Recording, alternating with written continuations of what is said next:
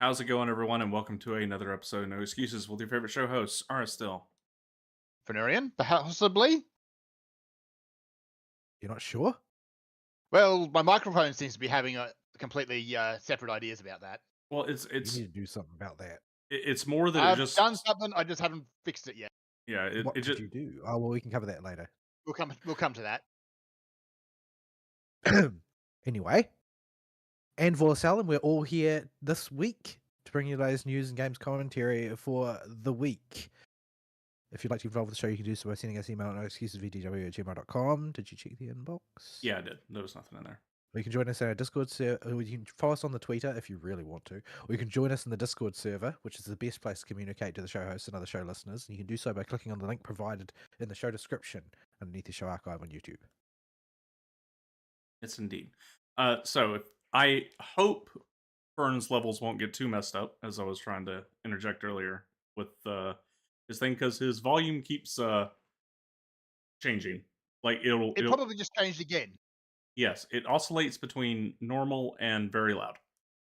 So And I have no idea why, because I'm touching nothing. yeah, it's because it's a headset microphone. I did the headset mic, used the headset mic for years without it. It just was a good one. Yeah, you've yo-yoed back into as of a great distance.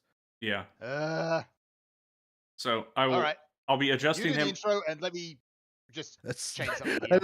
it's probably like Discord VoIP auto gain control trying to wrangle your dodgy mic.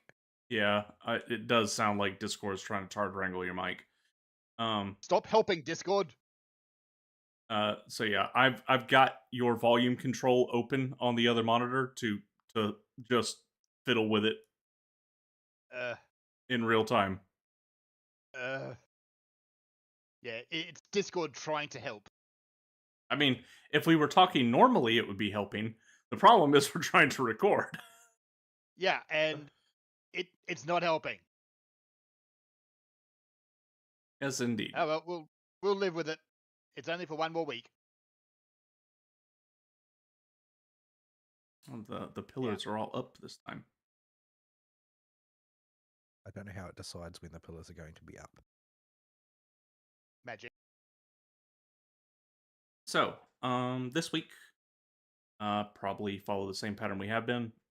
But since we got Fern this week, we can actually do his week first. Then I'll cover the last bit of East because I'm now done with the franchise, and then we'll do mobile games and Vault's week, All right. which is mobile games. Well, this is kind of a dead week for all of them at the moment, really. Well, we'll get there when we get there. So, Fern, your week first.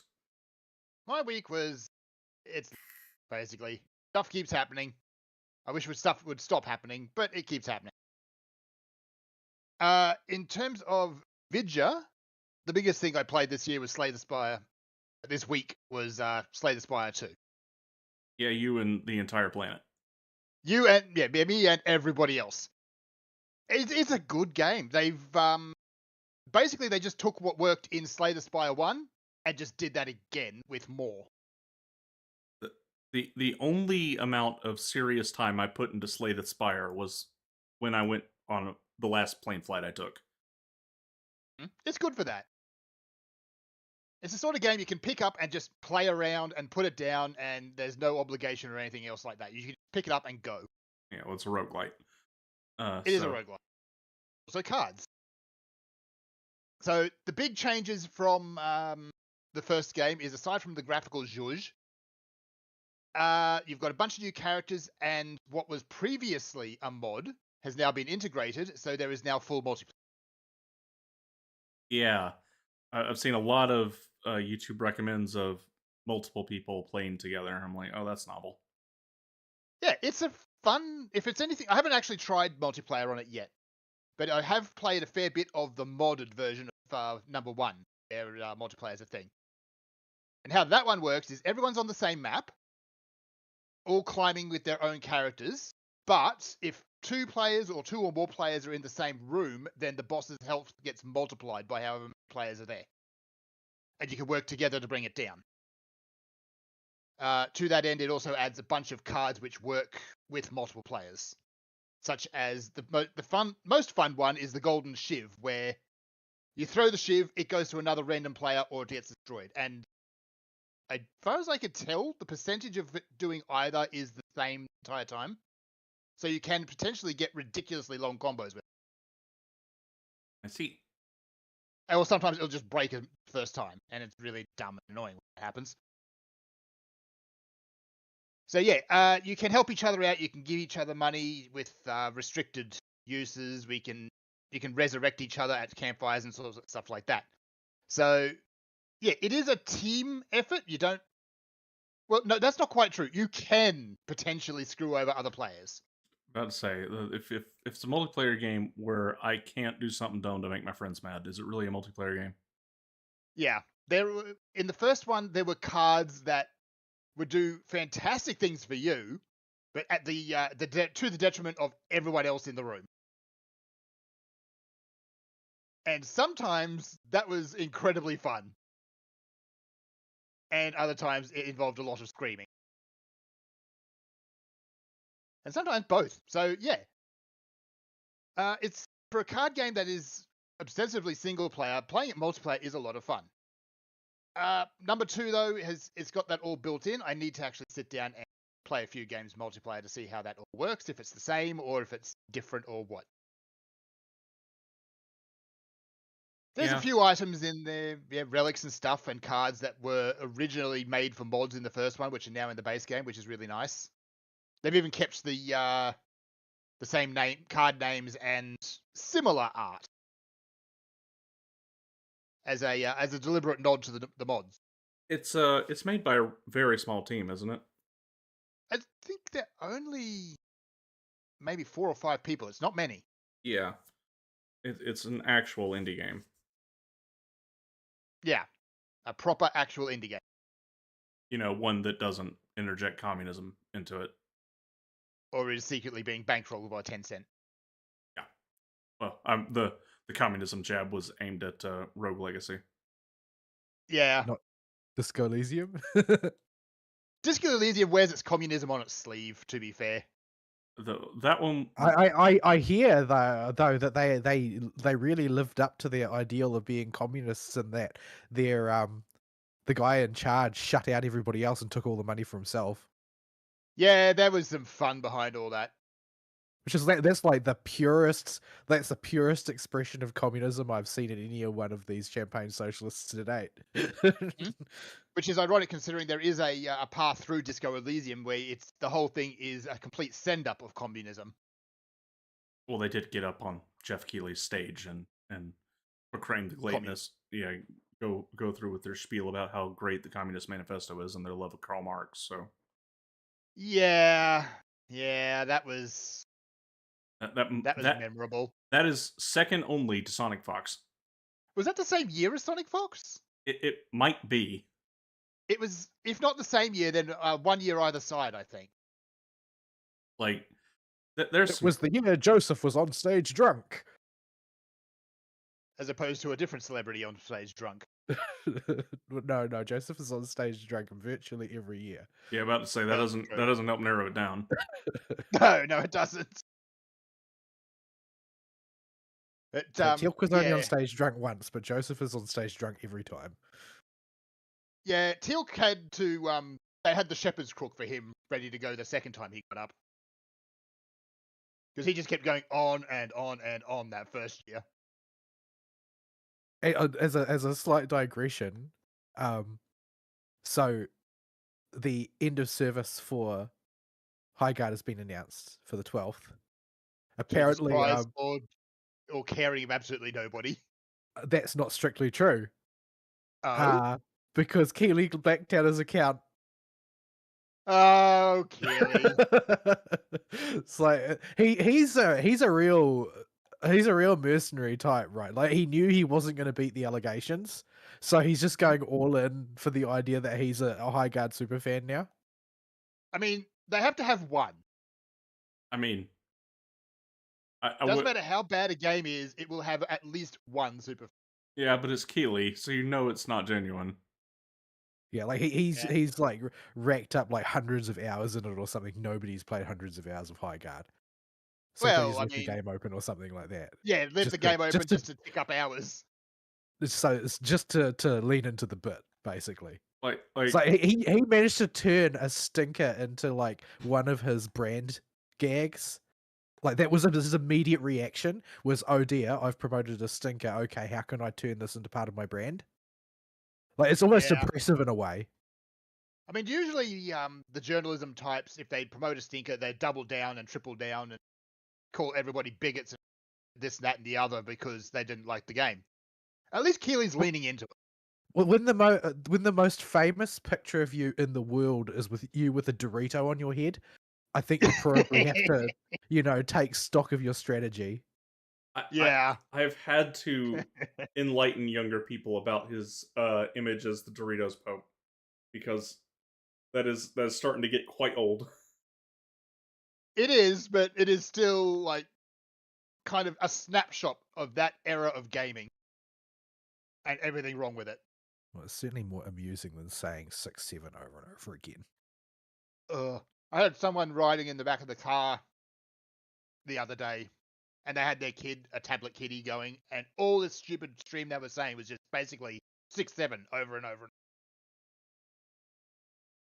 Even if it was funny, which it never was, just saying it over and over and over is not funny, and never has been. I am cross-generationally trying to infer here, but I believe the humor from it comes from the cringe reaction of everybody else that isn't a Zoomer or younger.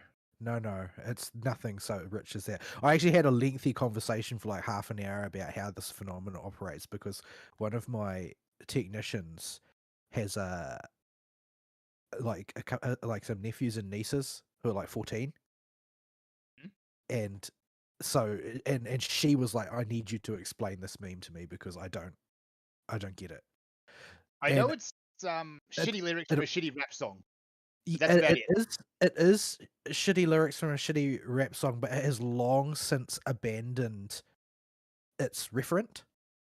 Like it's not really relevant anymore where it comes from. And so the conclusion was like when we discussed it from several different angles. It's like, okay, so it's not reference because they don't know what the referent is a lot of the time. Some of them do, but a lot of them don't.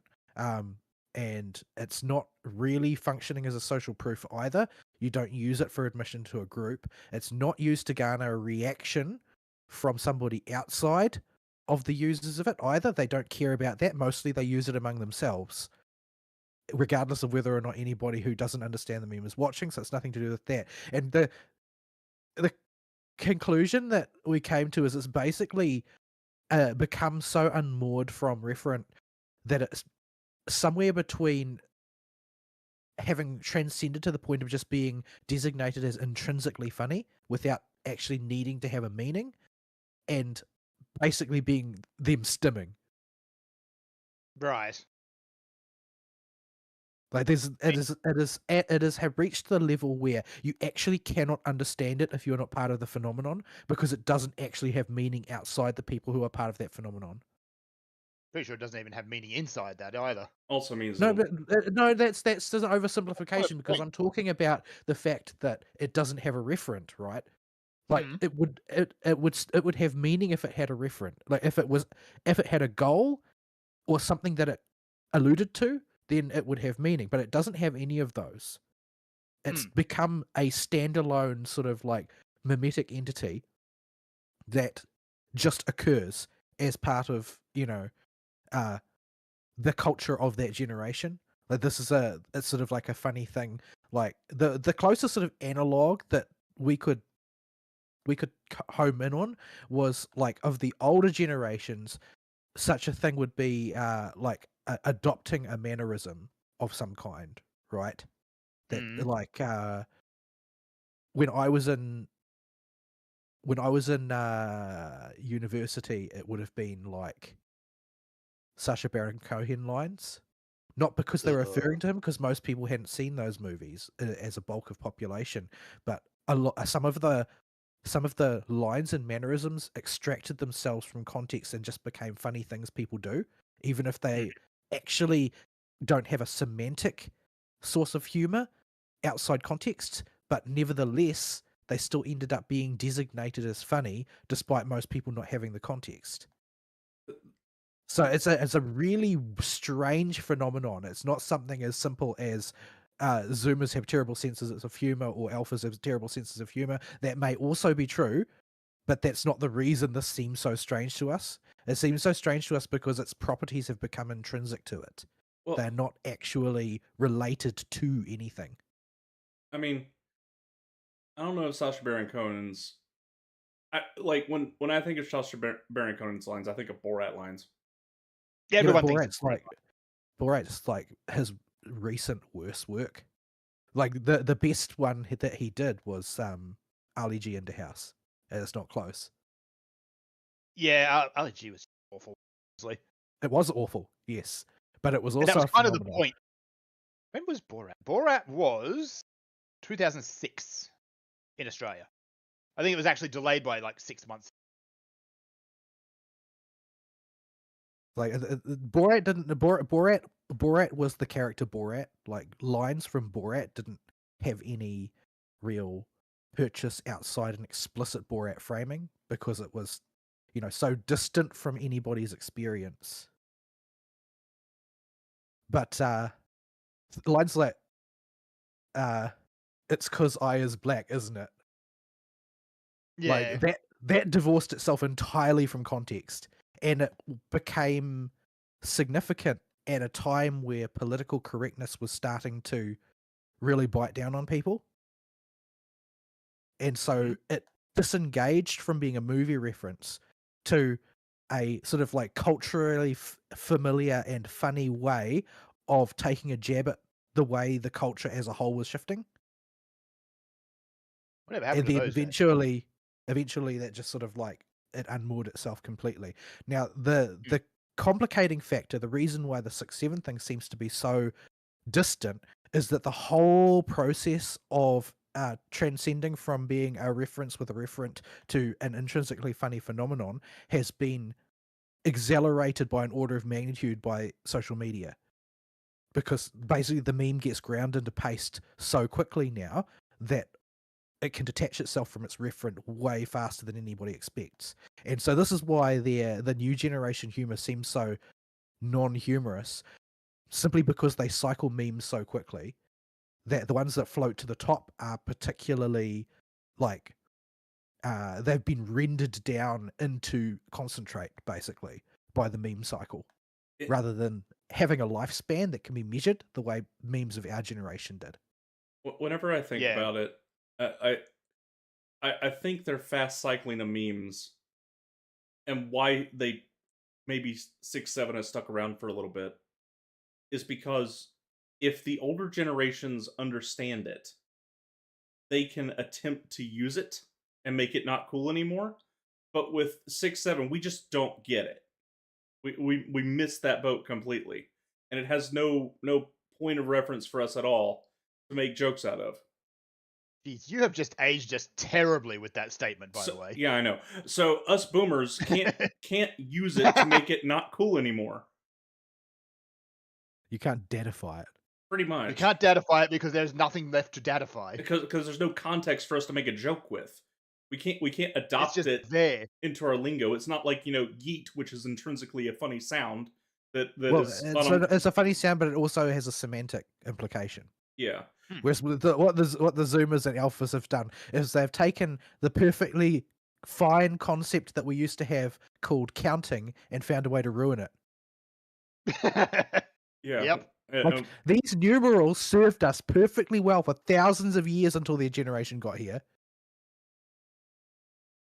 Now you're just going and ruined it. I hope you're happy. Yeah, but yeah, it's been odd thinking about it. Like, because if it had any sense at all we would have to do is use it occasionally, and they would drop it like a hot rock. Waiting for Jonathan Peugeot to do a symbolic meaning video on The video would be like 5 seconds long, and he just says, "I got nothing."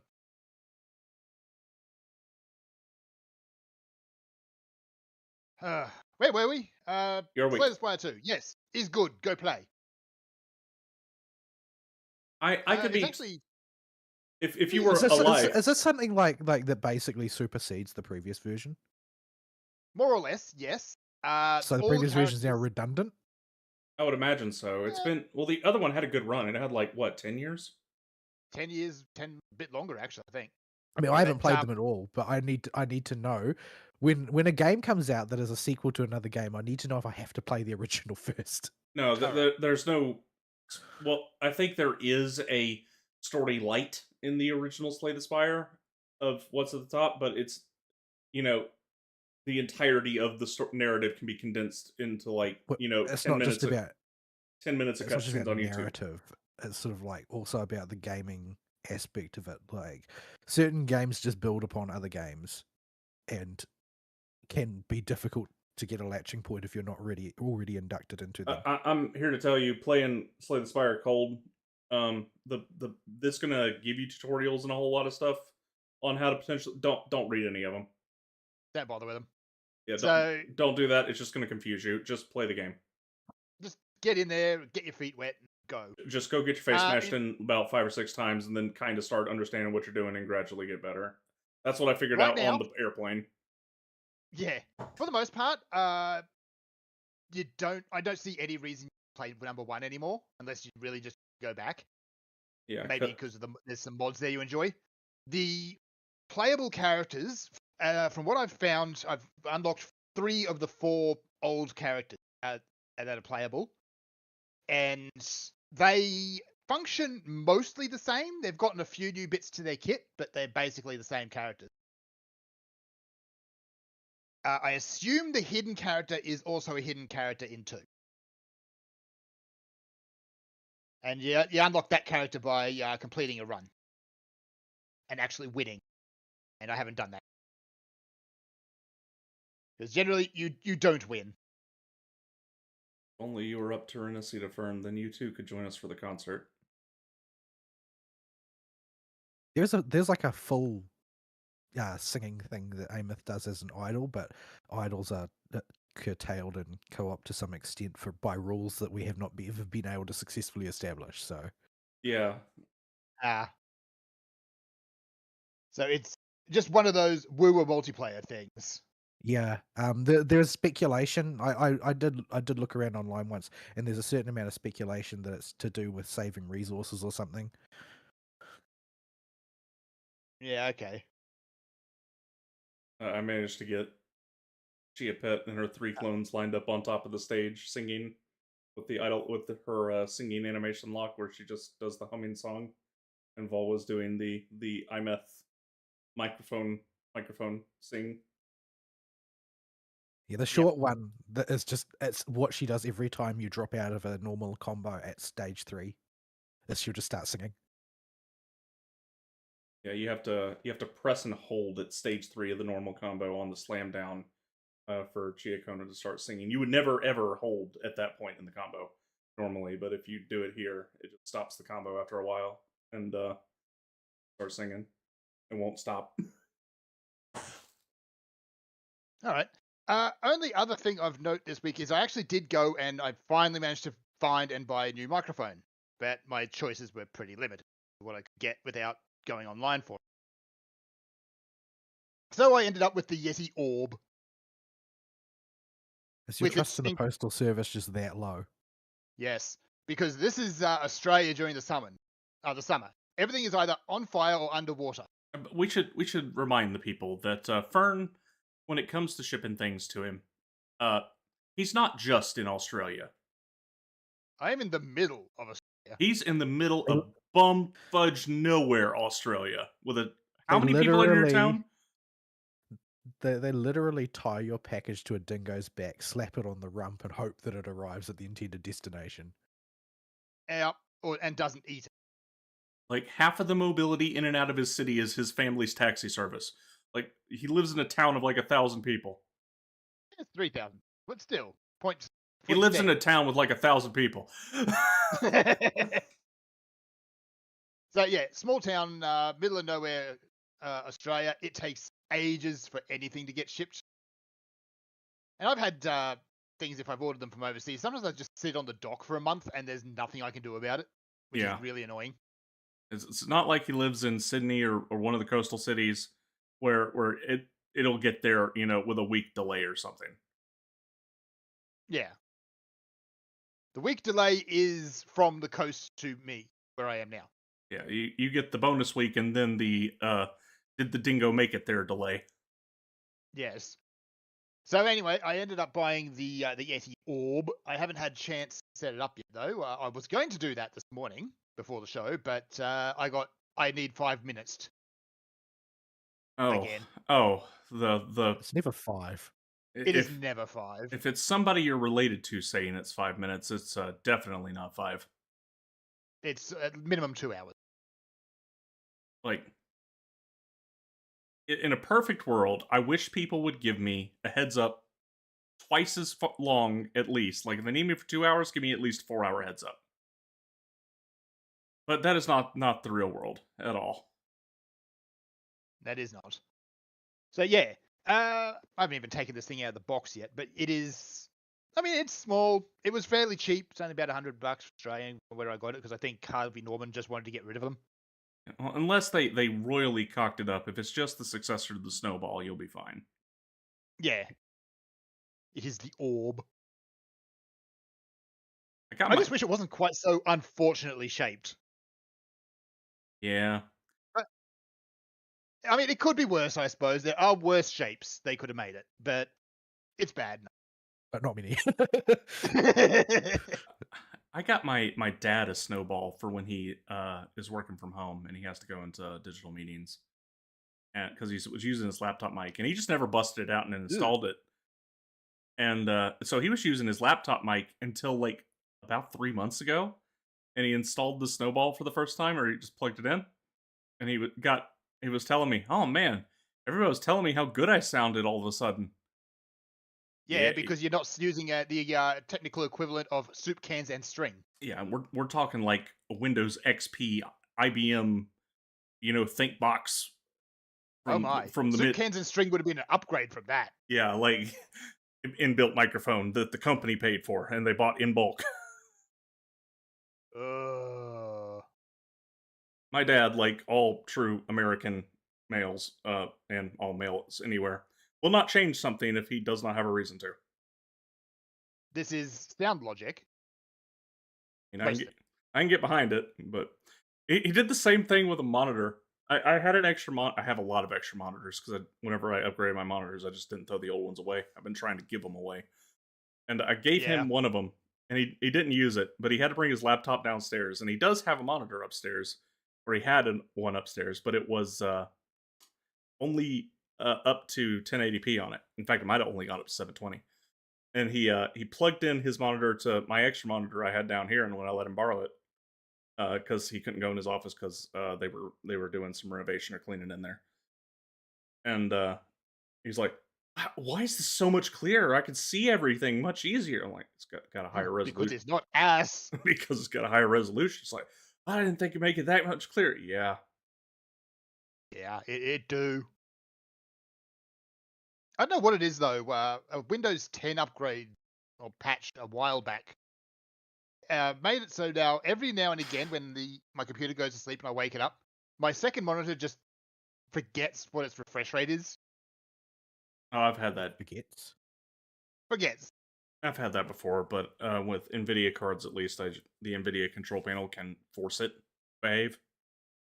Yeah, the Windows settings can do it as well. You just go in there, change the refresh rate, and it'll fix it. But it's just one of those things that's like minorly annoying. Yeah, it also could be just straight up your monitor. When monitors get old, sometimes they start misbehaving. They do, especially if they've got the integrated, like GeForce crap in them that they use to set their refresh rates. Ugh. Like that was a mistake, wasn't it? Yeah, I've had mine forget that it's supposed to remain at 144 hertz before. Remember the days where you plug in an HDMI cable for a monitor and suddenly it was your primary speaker? I have. That's what that GeForce did. That's still a thing. That is still a thing. I mean, if there is volume control on both of these monitors I have on my desk right now, but I am not an audiophile. But oh boy, does it sound terrible. Oh yeah, they are uniformly arse. like butts, it would be a step up. Yeah. Like No, these aren't butts. These are arse. they are full swamp ass with the gurgle sound. Ugh.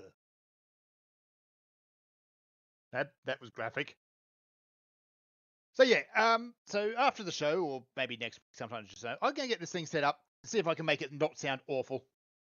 Yep. You have mostly leveled out over the past 30 minutes. I'm saying that just to tempt Discord to try and fix it again. Yep. Now I've basically completely stopped all air movement in this room. That tends to be what sets Discord off half the time. Well, I need you to push me very slightly from my left side. Or towards the right. A possibility. You bumped me earlier and you moved me off center when you were IMathing on your giant mech. So I need you to very gently push me back the other way. Oh, there you go. Do it again. A little more force.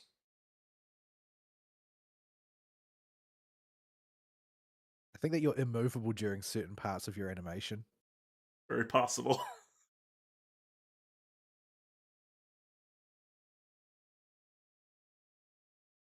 Kinds of shenanigans when the game won't let you just do stuff in multiplayer. And there is a lot of stuff it just don't let you do, and it's really annoying. Good enough.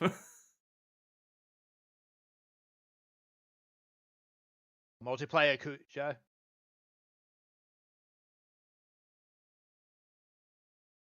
Will we ever fix their multiplayer? They've regularly talked about doing it, but never really committed to it. They have asked questions about it in their surveys, in recent couple surveys. Not particularly specific ones, but they have asked questions, so they do think about it now and again. Yeah, this sounds like they're just making noises to appease the crowd. I'll send Fern a screenshot of what I was having while adjust. Damn. But got your backup singers in the right spot as well. Well, there was a recent now it seems to me that they randomize the questions that you get, because if I see people posting questions of surveys from like Star Rail or Woo or whatever online on the social media, oftentimes they're not the questions I got. So I think that they give you a random selection of questionnaires. But one of the recent ones I got for Star Rail was they had like heaps of really specific questions about particular kinds of co-op content that you might be interested in playing. So okay, yeah, there's obviously they are cognizant of the fact that there is, a hunger for this type of thing, and more to the point that people don't want freaking Snack Dash because Snack Dash was terrible. I really wanted to like it because I love the Cake Cats, but it was terrible. I've never so quickly said some minigame as I hate this. This is awful. From the start of the first round, I played that thing when it had the primo rewards. I was like, this is terrible. This is genuinely awful.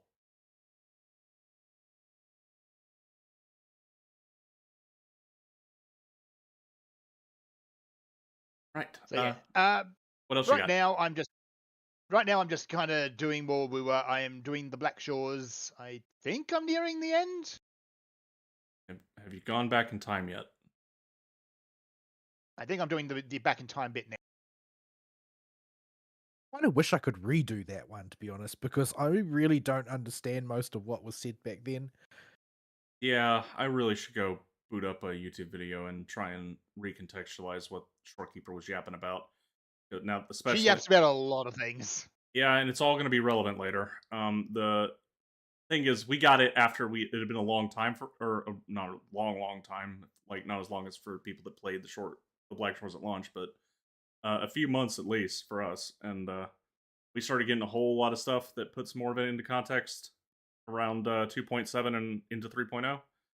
And it's like, man, I don't remember what Shorekeeper was yapping about. Oh, I need to actually pay attention now because the timer countdown just popped up. Oh yeah, you are back in time. So, what else for your week? No, that's about it. It's just been a week. The rest of it's work, and nobody really cares about work. All right. So, we'll move on to. I'm going to interject the East stuff now, for my single player stuff in the week, so it doesn't get bogged down at the end. Because East is done. All of them, even the bad ones, except for 5, because I would have to go find the fan patch off. 5. I'd have to play. learn another language. I could go to the sketchy fan Discord and try and download it, but that's too much work, and Falcom kind of pretends 5 didn't happen, aside from a few references in 9. It was bad. Yeah, it was very bad. All reports 5 is terrible. Yeah, everybody says 5 is the worst. They tried to copy A Link to the Past badly. Falcom was having a bit of an identity crisis in the SNES era. That's actually putting it. They took until the PSP era for them to really put things back together. They started to get their act together with 6 and figure out where they wanted to go, and then they refined that with East Origin and Otham Felghana. And then they decided to evolve again, which is where we're at now, with the games this week. Games plural. I've been working on E7 in passing because it had been my go-to Steam Deck game for a while now.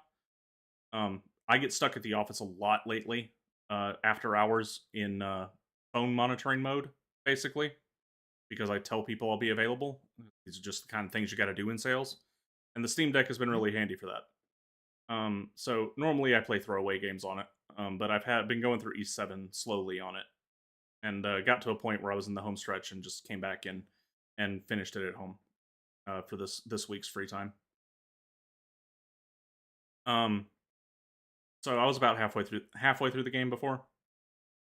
E7 is where we did our first iteration of what's called the party system in the East games. So to clear up something, a misconception that Sarah has had, East is not JRPGs. They're action RPGs with a much heavier focus on the action part. The RPGs are basically just stat thresholds. In fact, in most of them, the RPG mechanics are so bare bones, it's literally just upgrade your weapon to the next number. Like, the RPG mechanics are very secondary. They exist to allow you to overgrind something if you get stuck in the earlier games, and that's about it. And you have to really try to overgrind it.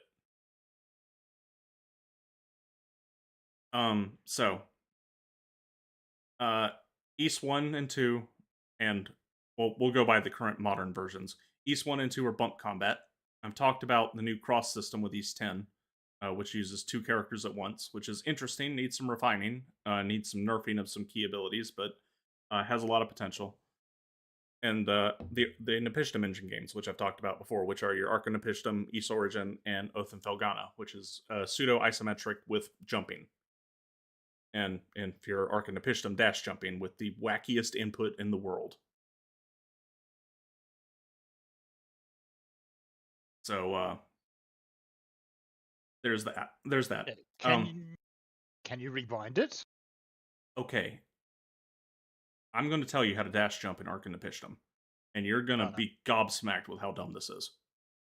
You have to, over the course of a quarter second in this sequence, press the direction that you want to dash jump briefly, return the stick to neutral or let go of the D-pad immediately, and then swiftly, almost simultaneously but not quite, press attack and jump at roughly the same time, but very, very slightly out of sequence, while then holding the direction you want to go immediately afterwards.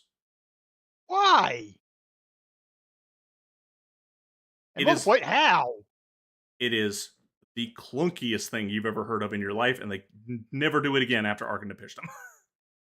And I can see why. you only need it for some secrets in one dungeon in Ark Napishtim, but it is the most obnoxious thing in the world if you're trying to 100% the game.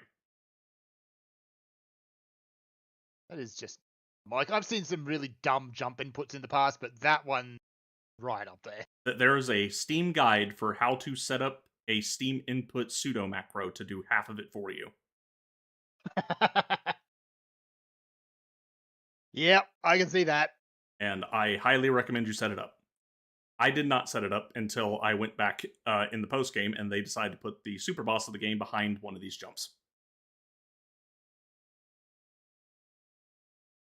But you always come from the same direction, so I could bind the whole jump to one button because I didn't need to adjust the direction. It's very. I'm choking on water. Hang on. Dumb. Yeah, very stupid. Origins keeps the dash jump, but it's not needed for anything at all.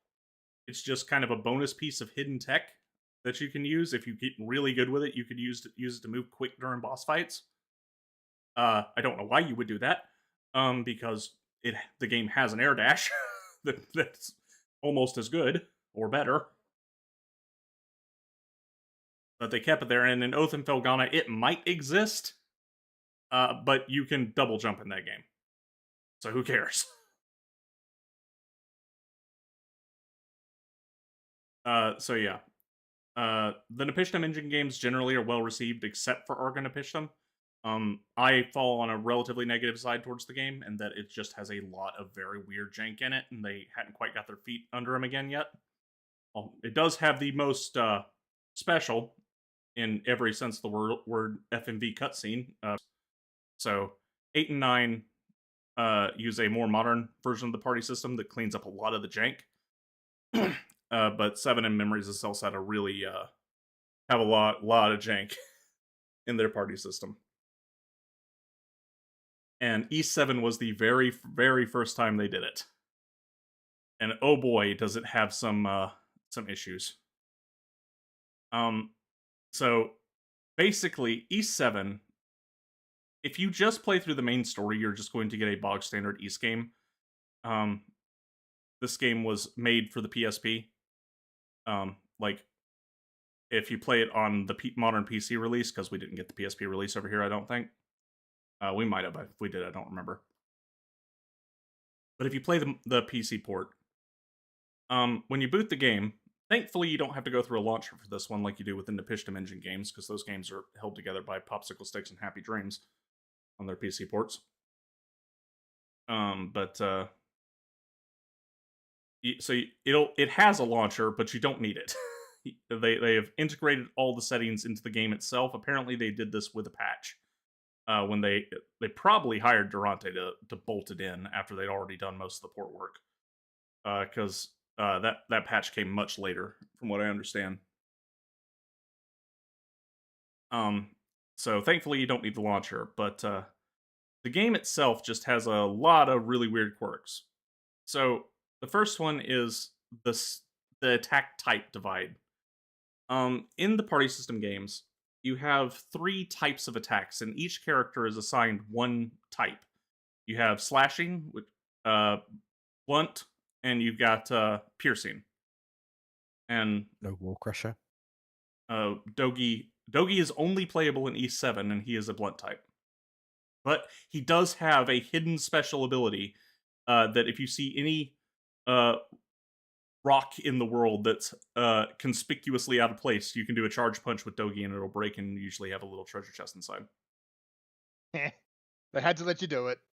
Yeah. So Dogi does still get to crush walls. It is what he do. Yeah.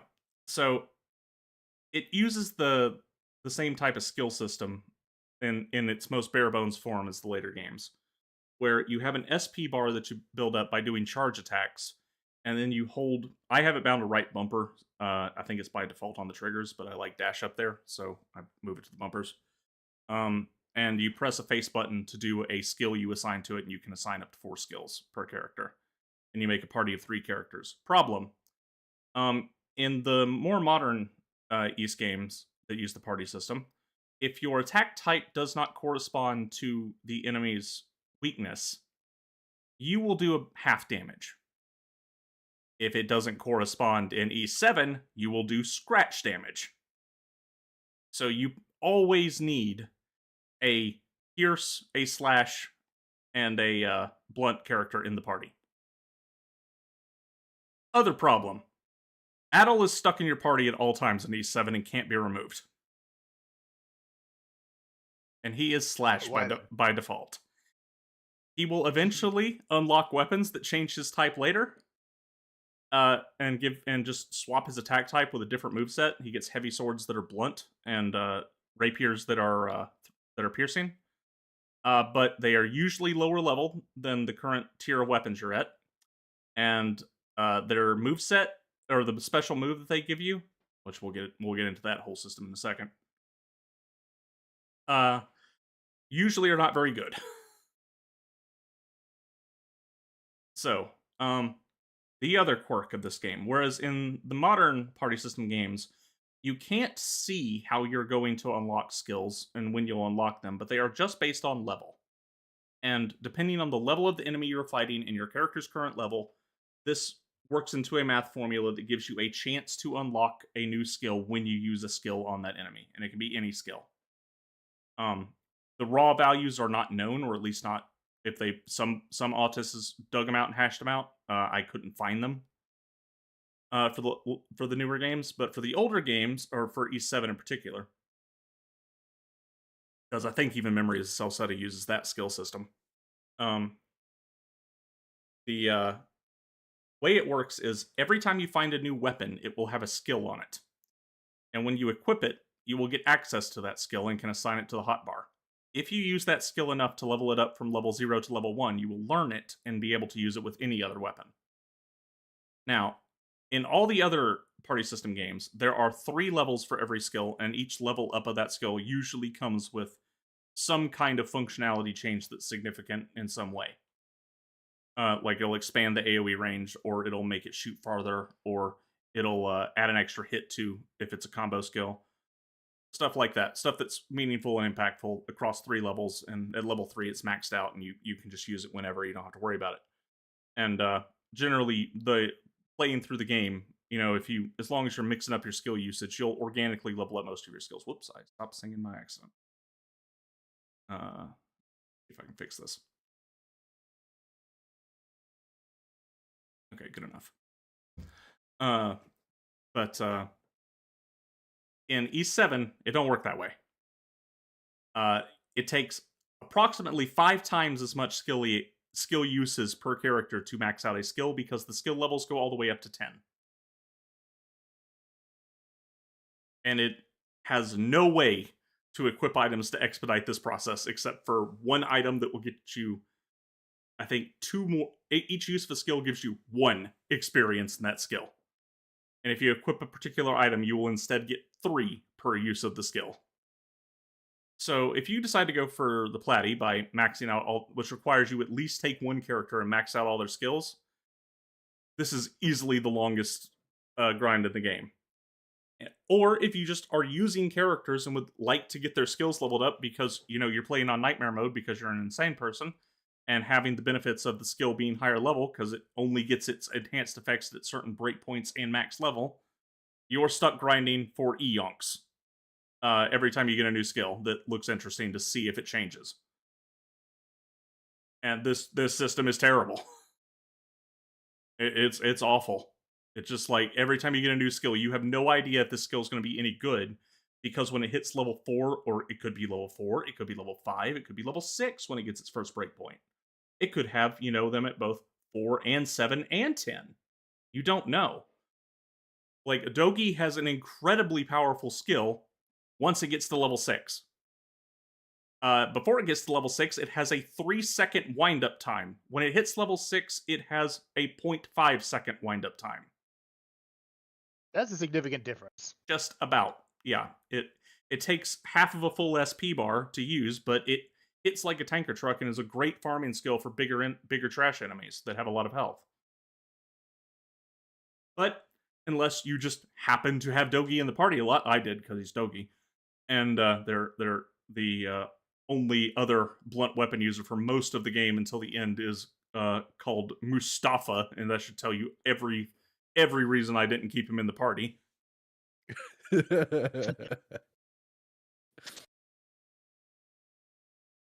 He gets replaced by his little sister, who is much cuter, but she also has a big I hammer. don't think there was. Doesn't sound like there was a very high bar there. No, he's an arrogant jerk named Mustafa. That tells you you can infer the rest. Go home reparations. Yeah. Basically, I never would have known Dogi had that skill get that overpowered, because aside from learning it and just messing with it for a while, and got it to like level 3 on my own, and then just leaving Dogi in the party, because thankfully they get skill EXP when they use it, when the AI is controlling them. But the AI will only use skills when you do. In fact, the AI will only attack when you do.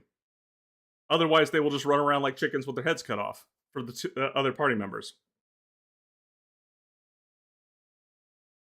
So yeah, you would never know that skill's useful, but he somehow spammed it a lot and got it up to level 6, and I noticed, wow, that's coming out really fast. Let me switch it in. Holy crap, this skill is really good. But you just have no way of knowing that.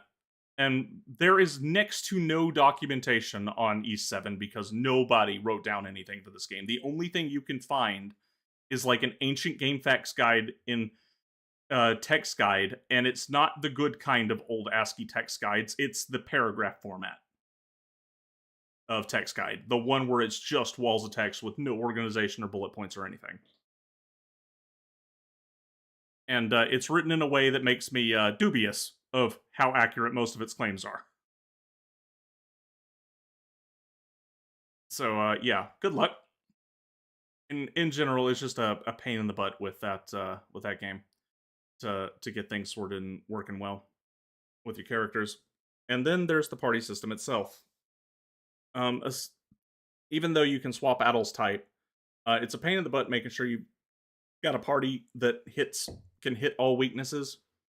Because you never know what a dungeon's going to throw at you, and the dungeons are quite long.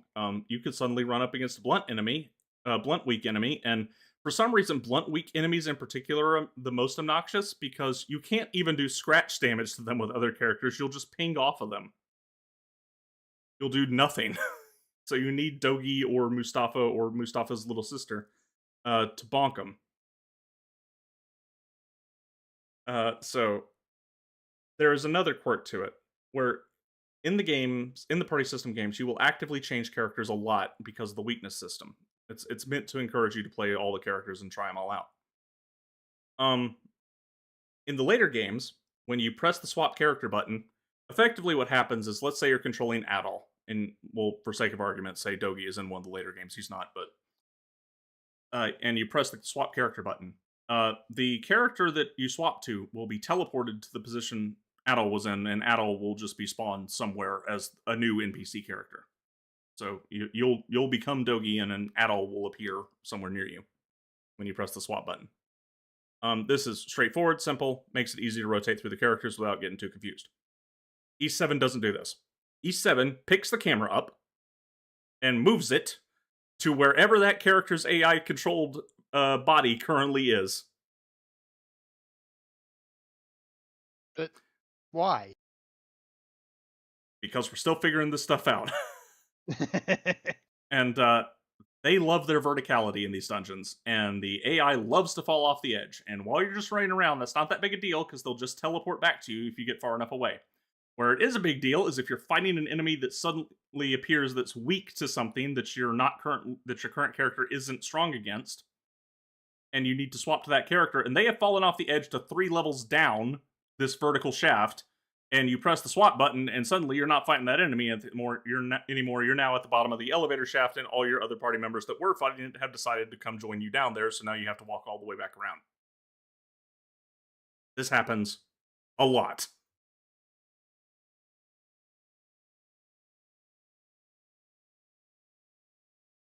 And until you get used to it and know to look out for it, and even if you do know to look out for it, if you've taken a break for a few days and pick it back up and forget, it will happen again.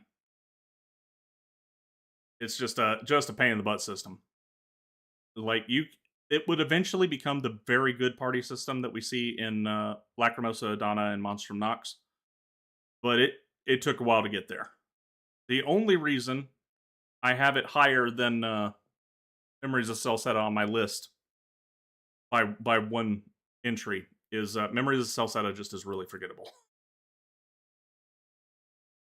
I genuinely don't remember anything that happened in that game.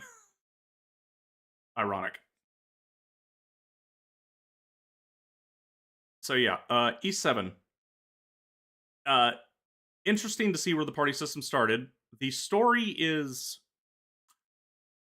rather more intense than East normally gets. Like, you know, they are very graphic. There's one scene in the middle that sticks out, and I'll remember for a while, where they just have Adol arrested because Adol loves to get arrested. I think he does. And Dogi and their other traveling companion are just locked in the jail cell, but the not Carthaginians have taken Adol and tied him to a rack and are whipping him to get information out of him. And they don't censor this or say it in a black box. You get to watch them do it. Even with the PSP graphics we're working with here, where everybody, you can see every triangle that somebody is made out of. Like N64 games have more polygons than this. They go out of their way to try and make it as graphic as possible. And they there's a lot of memorable scenes in the game, in the story.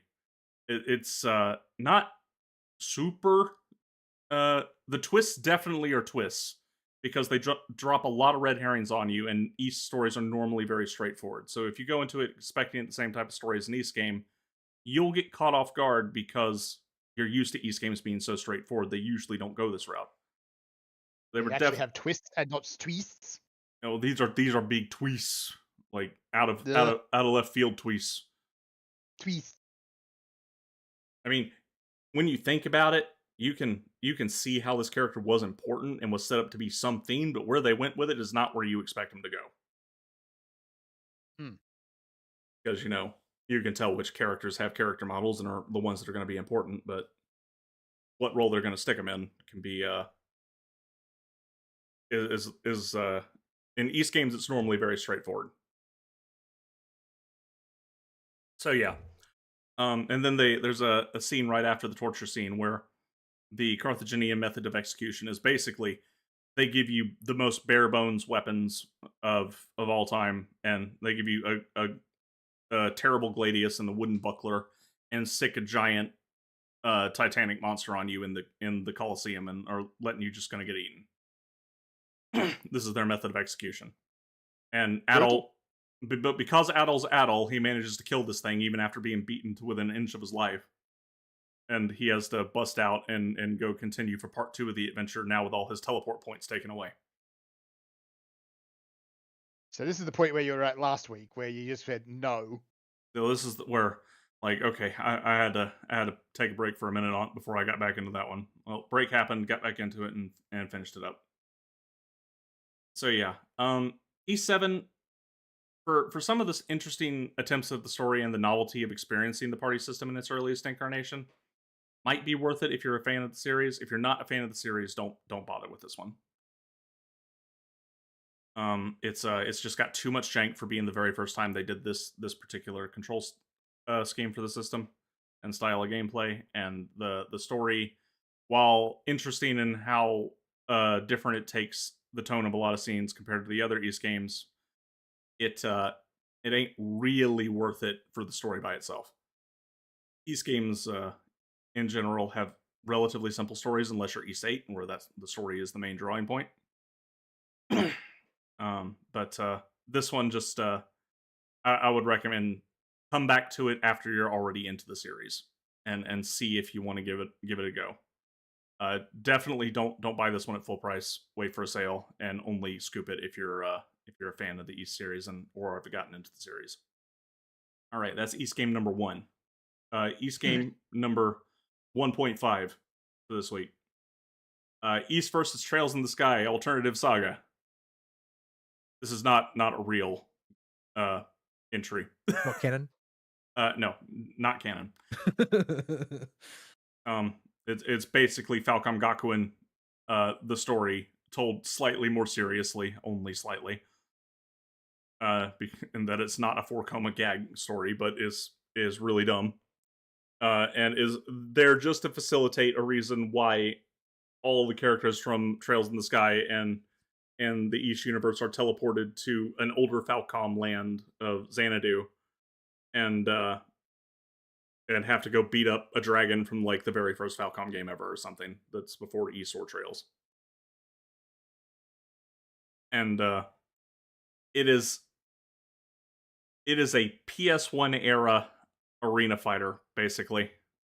Think something like, I keep thinking Power Stone, but it's not quite right. Battle Arena Toshinden, something like that. Yeah. But yeah, it's so stupid. Yeah. So I went through all the story routes in this game just to see what it was. They're not very long, and they have Adel's story. You have Estelle's story. You have Gaius' story, who's a character from East 6 and 7. He's one of the few characters that gets a multi-game role. And then you have Chloe from Trails in the Sky, and for some reason Tita from Trails in the Sky. And those are the only 5 story modes. Why is it so objectionable that Tita get a story mode? Because Tita doesn't have any kind of anchoring to give her anything to do in the story. She literally just replays Estelle's route, and but is more confused the whole time because she's not a protagonist. Because this is young Tita from Trails in the Sky. That sounds adorable, though. If all of her friends suddenly getting brainwashed and coming to beat her up and her having to whip her gun out is adorable, then yeah. I think that sounds great. Tita's a fun more character. of that, please. Yeah. So I did 100% the game, and for the Chivo grinding, I did use Tita because Tita is adorable just from being Tita. But also because I found a way to break Tita. So That doesn't sound very nice. So Tita has the combat system in this game is just a faster paced version of the East 7 combat system. It's literally identical. Like if you just doubled the gameplay speed of East 7, you get the East vs. Trails in the Sky gameplay. And they adjust the special moves that you can equip on each character, and they obviously have to make new ones for all the Trails in the Sky cast. And they clearly did not spend a whole lot of time on the assets for this game, as evidenced by Special Adol and his portrait. And the Trails in the Sky characters are they are made of triangles. Did not take a whole lot to put these things together. Like, this thing was made on the cheap, the super cheap. And the only reason it's significant that it came out is it has been a thing that's been known to exist, and Falcom fans would play it as a joke, with emulators for a while, and then it got a fan translation, and then eventually it just had its Western release, over a decade and a half after it came out. So, Tita has the ability to do basically one thing. She has a very big gun, and the important skills here are she can turn it into a minigun that fires a barrage of bullets that reduce enemies' defense with a chance on hit, but there are so many hits that you're likely to get it. And she can just shoot a giant explosion in the sky that slowly falls down, and it crashes on the ground for a crapload of damage, and inflicts the opponent with heavy. And if they don't have if the AI doesn't equip a trinket that makes them immune to heavy, what heavy does is it slows your move speed to a crawl. And this explosion that she drops from the sky has a vacuum effect on it that pulls enemies in.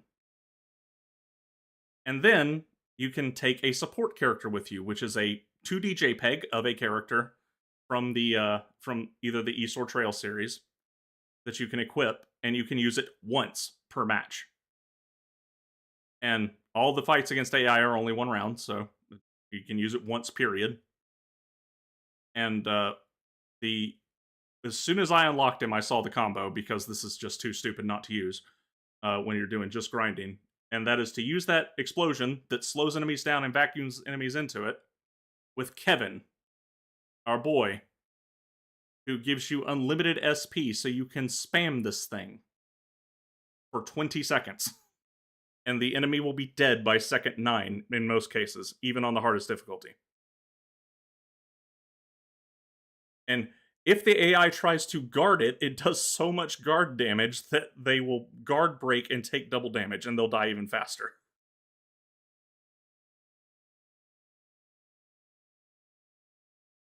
So, Tita is the way to go. You just slap on all the plus EXP and plus currency get trinkets on her, and every single plus damage effect you can get on her. And as soon as she gets level 99, you put the EXP share on her and just do Tita things. She also has a fully invulnerable super that when you press the button, she pulls out her laptop and puts an aura around her, and if anybody steps into the aura, and the AI will, because the AI is stupid, they'll get tagged with a marker, and when she stands up again, she instantly fires a satellite cannon beam from the sky at them for a colossal amount of damage. And if they try and block it, they will get guard broken. Like, it is just the most unbalanced piece of crap of all time. Wonderful for farming, because you will have to grind a lot in this game.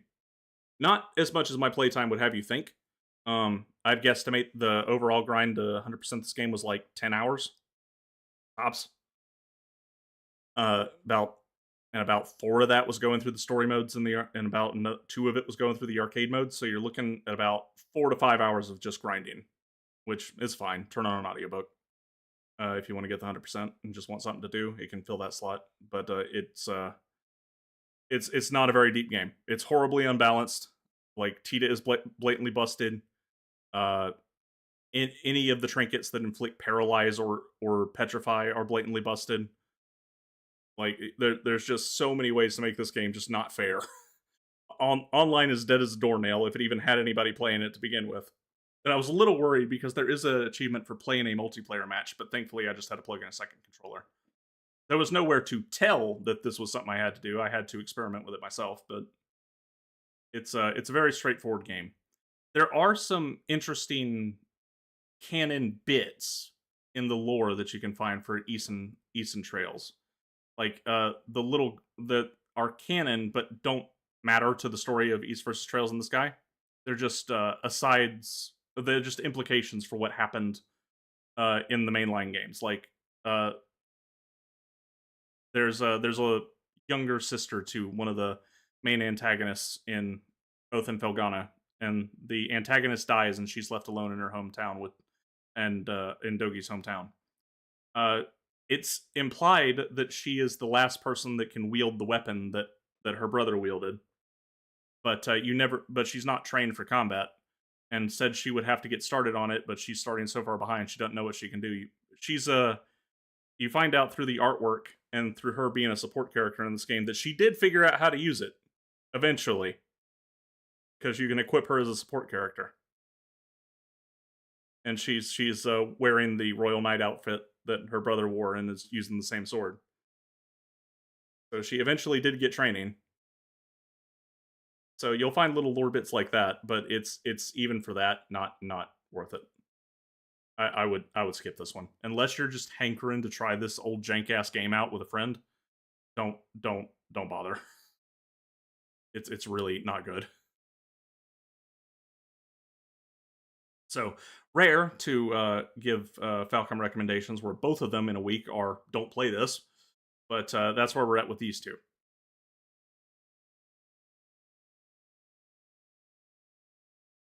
So yeah, that's those. And East is now done. Until a new East game comes out, I won't have much more to say about it, and it could be a bit, considering that Proud Nordics just came out. So we're looking at another year or two at least before any East game has any hope of coming out. So East is probably going on the shelf for a while. Overall series impressions, do recommend. Solid action RPG that runs the gamut from, Arcanapishtam, Ochi Bump East, and East 7 are not so hot to pretty good, like Proud Nordics and Monstrum Nox, to really good, like Origins, Lacrimosa Adana, and Oath and Felghana. So it gets a recommendation from me. I would recommend starting with Ys 8. I think that's the best entry point. It's the longest of the games, has the best story to get you hooked in, and has the most fun to level up combat system without getting too in the weeds with depth and what you have to do. And it's not a particularly difficult game either, so you can play that one first and see if the series is something you want to get into. But yeah, they are good, solid action adventure games with minor RPG elements, and yeah, just a decently fun time with only a few stinkers in there that you'll only really play if you really are just interested in the history of the franchise and seeing where things started, like Ys 7 and 1 and 2. But yeah, and that's all I got for those.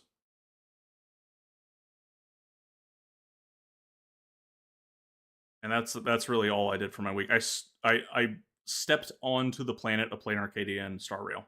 That's the only other gaming that I did aside from Ys stuff.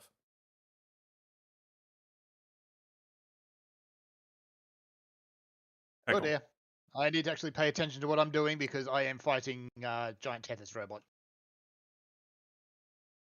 Oh, right. The hammer dude. Oh, yeah. Hammer dude. Your first time fighting him, you might have to pay attention to that.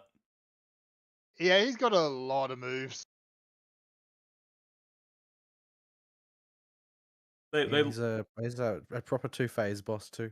They love to wheel him out for events and extra content all the time. To hit you with his hammer. Right. Yes. And then attempt to stomp on your toes. And then punch you in the face multiple times.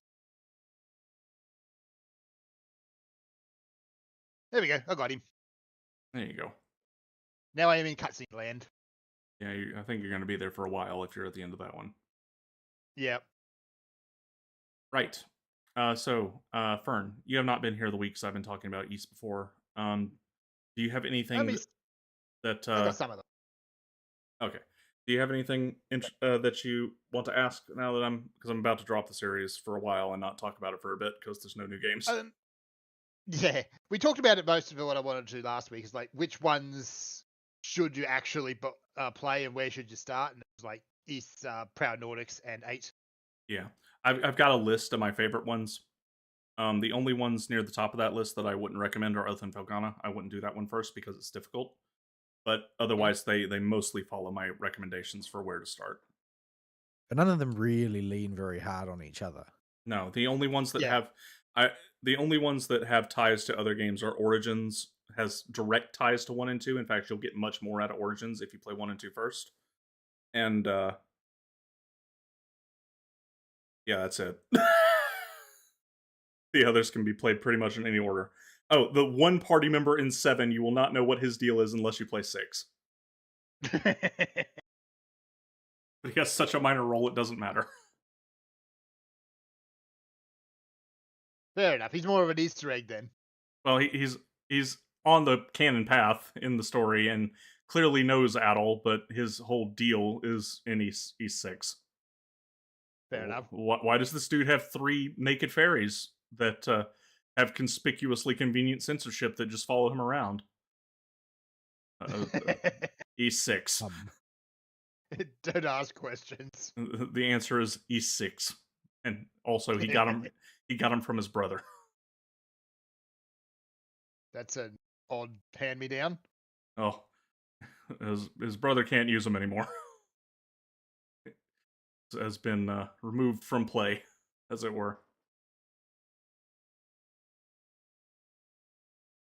The piano is back. Yeah, that thing's kind of important. Piano is kind of important. So yeah, but yeah, 8 just gets my firmest recommendation for where you start. It almost always is on sale anytime Bamco or Falcom stuff goes on sale. Wait for a sale, scoop 8, and try it out. See if you like it. If you like it, I can point you in directions after that point of where to go next. Ys 8, it's $55 dues at the moment, and that's not on sale. Is 8 the one where the priestess has Nikes? Let me look at the I screenshot. I don't remember any of the. I don't. You just keep talking about this as though when you say East 8, I remember anything about it. Like That's the one there are on the too many island. of them. That's the one on the island. With Oh my goodness, you got shipwrecked in an East game. yeah, but Oh no! it's on the island with the dinosaurs.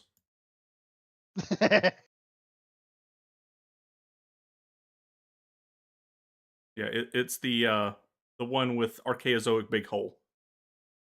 Yes. It's like even that's not really that useful as far as information goes. Like it's perhaps it is slightly more specific than it's the East game where it's got a shipwreck and amnesia and Adol turns into a roo. Questionable translation. He turns into a Roo like 3 or 4 times in the series. The boy is strangely attracted to being a Roo. Not through his choice, but it just kind of happens a lot. Is it because it's an animal with pockets? It is convenient. I mean, that could be part of the calculus, but I think given how it happens, I do recall mentioning that a priestess had Nikes at one point, and it might have been Isate. It was commenting on how high she was able to jump.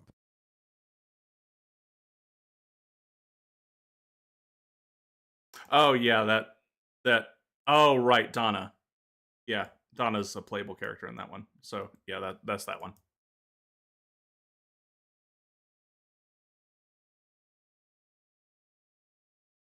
The one with Picard's in it. That's all of them. There is usually a quest. I think there might be one in like 7 of the games to go find missing Picards, which are gerbil guinea pig looking things that are adorable. But they are food in the East universe, or in the world of East. That they are standard, easy to raise small livestock for food. But there's always at least one character that just can't help themselves. Picards are too adorable. You need to go help them rescue Picards. And usually you can only bring them back one at a time. So you got to find one and go trek your way back to them, and then go find another one and trek your way back, and they'll be scattered in hidden places all over the world. That sounds like it involves quite a lengthy, fluffy animal carrying sequence. The later games all have fast travel, so it's more there just because it's always been that way in the later ones, and it's no impediment on gameplay. But okay, as long as you can fast travel with them, that's not too bad. No, it's just there because it's traditionally been the obnoxious part of the Picard quest is you can only carry one at a time. So yeah, it's $40 normally. Don't bother with the DLC for it. It's all Bamco scamco level up items and stuff for the later games. You don't need those. Just get the base game, and it's $40 US, 55 Australian. Y'all actually get a better deal than we do for once. When you do currency conversion. That doesn't happen often. Yeah, it usually does only happen, particularly with Bandai games or anything that's coming directly to us from Japan. Yeah, not Bamco. NIS America did this one. Oh yeah, Nisa. So yeah, Nisa is questionable. Yeah, they are hit and miss big time with mostly misses. But yeah, I'll still take them over Gumroad.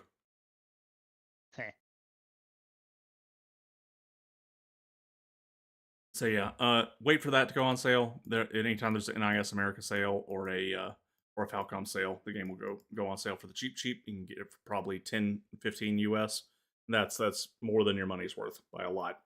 40 is about right for what I would call the worth of the game currently, just because it is a little bit older. But yeah, that is where you should get started to see if you want to dig into the franchise. They're not all as long as 8. Most are quite short before 7. 7's where they start adding some length to them, but before 7, they're all like, if you don't go Chibo hunting, like 10 hours. Which is not too long. It's like, you get a good game and they don't have to stay there well. Yeah, 8 is about 30 to 40. It's easily the longest game. So yeah. All right. Moving on to Vol and mobile games. Right. So, was a dead week across all of them this week. That is to say, it's in between things. So, there's not a lot to say about most of them in this case. Didn't do any Blue Archive this week. I've been putting off doing the main story. I'll probably do it. I'll get around to it at some point in the future, but it will require me to sit down and focus since it's a long one. Genshin, the patch of, like, I won't say that I'm disappointed because I'm not disappointed because I didn't expect anything. I was disappointed when I watched the previous stream. So my disappointment got out of the way up front. In practice, it has been exactly what I expected it to be, perhaps a little bit worse. Largely because Vaka is the most dog water character that they've ever made. And after all the hype too.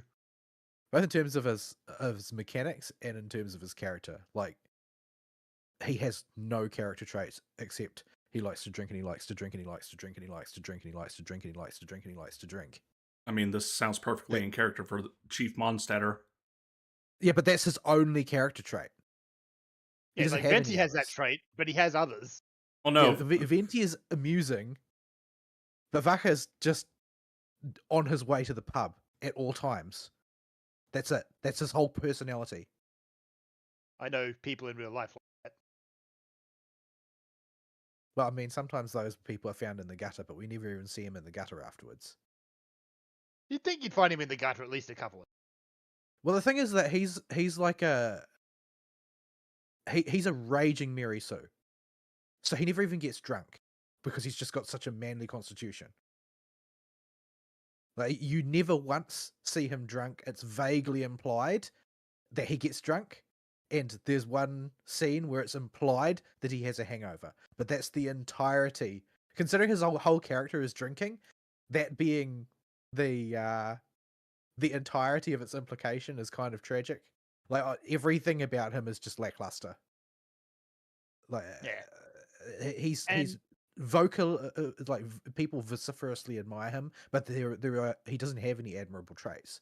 You never see any on screen. The only thing you see is a lush. Yeah, and he's probably the character who's been teased for the longest too. I'm trying to think if there is anyone who's actually longer. There is. I mean, he's been teased for a long time, but I mean, I don't know. That couldn't translate to anybody caring. Well, like, yeah. I think as of release, he's the one that we've had in-game references to the longest. The only other one I'd say might be Alice. And I'm not counting her because she's not in the game yet. Yeah. Yeah, and I don't really like the sort of like unrelenting glazing of Alice very much either. Like, she has a big hat. Well, the thing is, and this is the sort of thing, like, Mondstadt's writing has gotten steadily worse over time, but like, at no point do they address what an incredibly dysfunctional deadbeat mother she is. Her dad, Lee's dad, is no better, but like, she's like the most powerful sort of vaguely humanoid character in the cast in terms of the things that she is capable of, the scope of her capabilities, and yet she can't even spend time with her daughter. I mean, have you done the current event quests? Yeah, I finished them ages ago. Yeah, and the only she is the deadbeat parent who comes back and buys their child a PS5 before disappearing for 2 years again. Yeah, that's pretty accurate. Yeah, but the PS5 she gets explodes, and that makes it fun. But I'm not talking about whether there is one comedic scene, because there is only one. It's that they don't do anything with the writing. Like, Alice ditches her daughter, and they spend all their time making Jean look like the bad character because was disciplining Clee. Well, that's because she's being forced to be Clee's mother. So she has to be the unpopular one who tries to make Klee into a constructive member of society, to some extent at least. Well, Albedo spends all of his time taking care of Klee. Like, Alice is the least family-like member of Klee's family, other than Klee's father, who is like Kleiner's on screen even less, that is to say, not at all ever. But they don't do anything with any of this, right? Like, you're just expected to agree with the writers that the sun shines out of Alice's backside. When she's got no excuse for her behavior, really. She's doing important things. She can create a literal universe. Like, I don't want to hear it. She could spend time with her daughter if she wanted to, but no, she just shows up once every 2 or 3 years at best, and then calls her on the phone once in a while.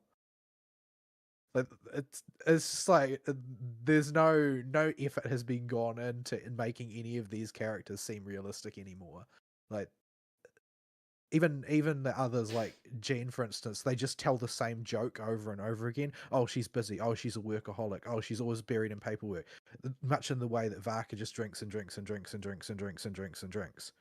Every character now has one personality trait, and no further explanation is offered. The only character who's flatter is probably Diluc, and at least he has backstory. And he's occasionally pretends to be Batman.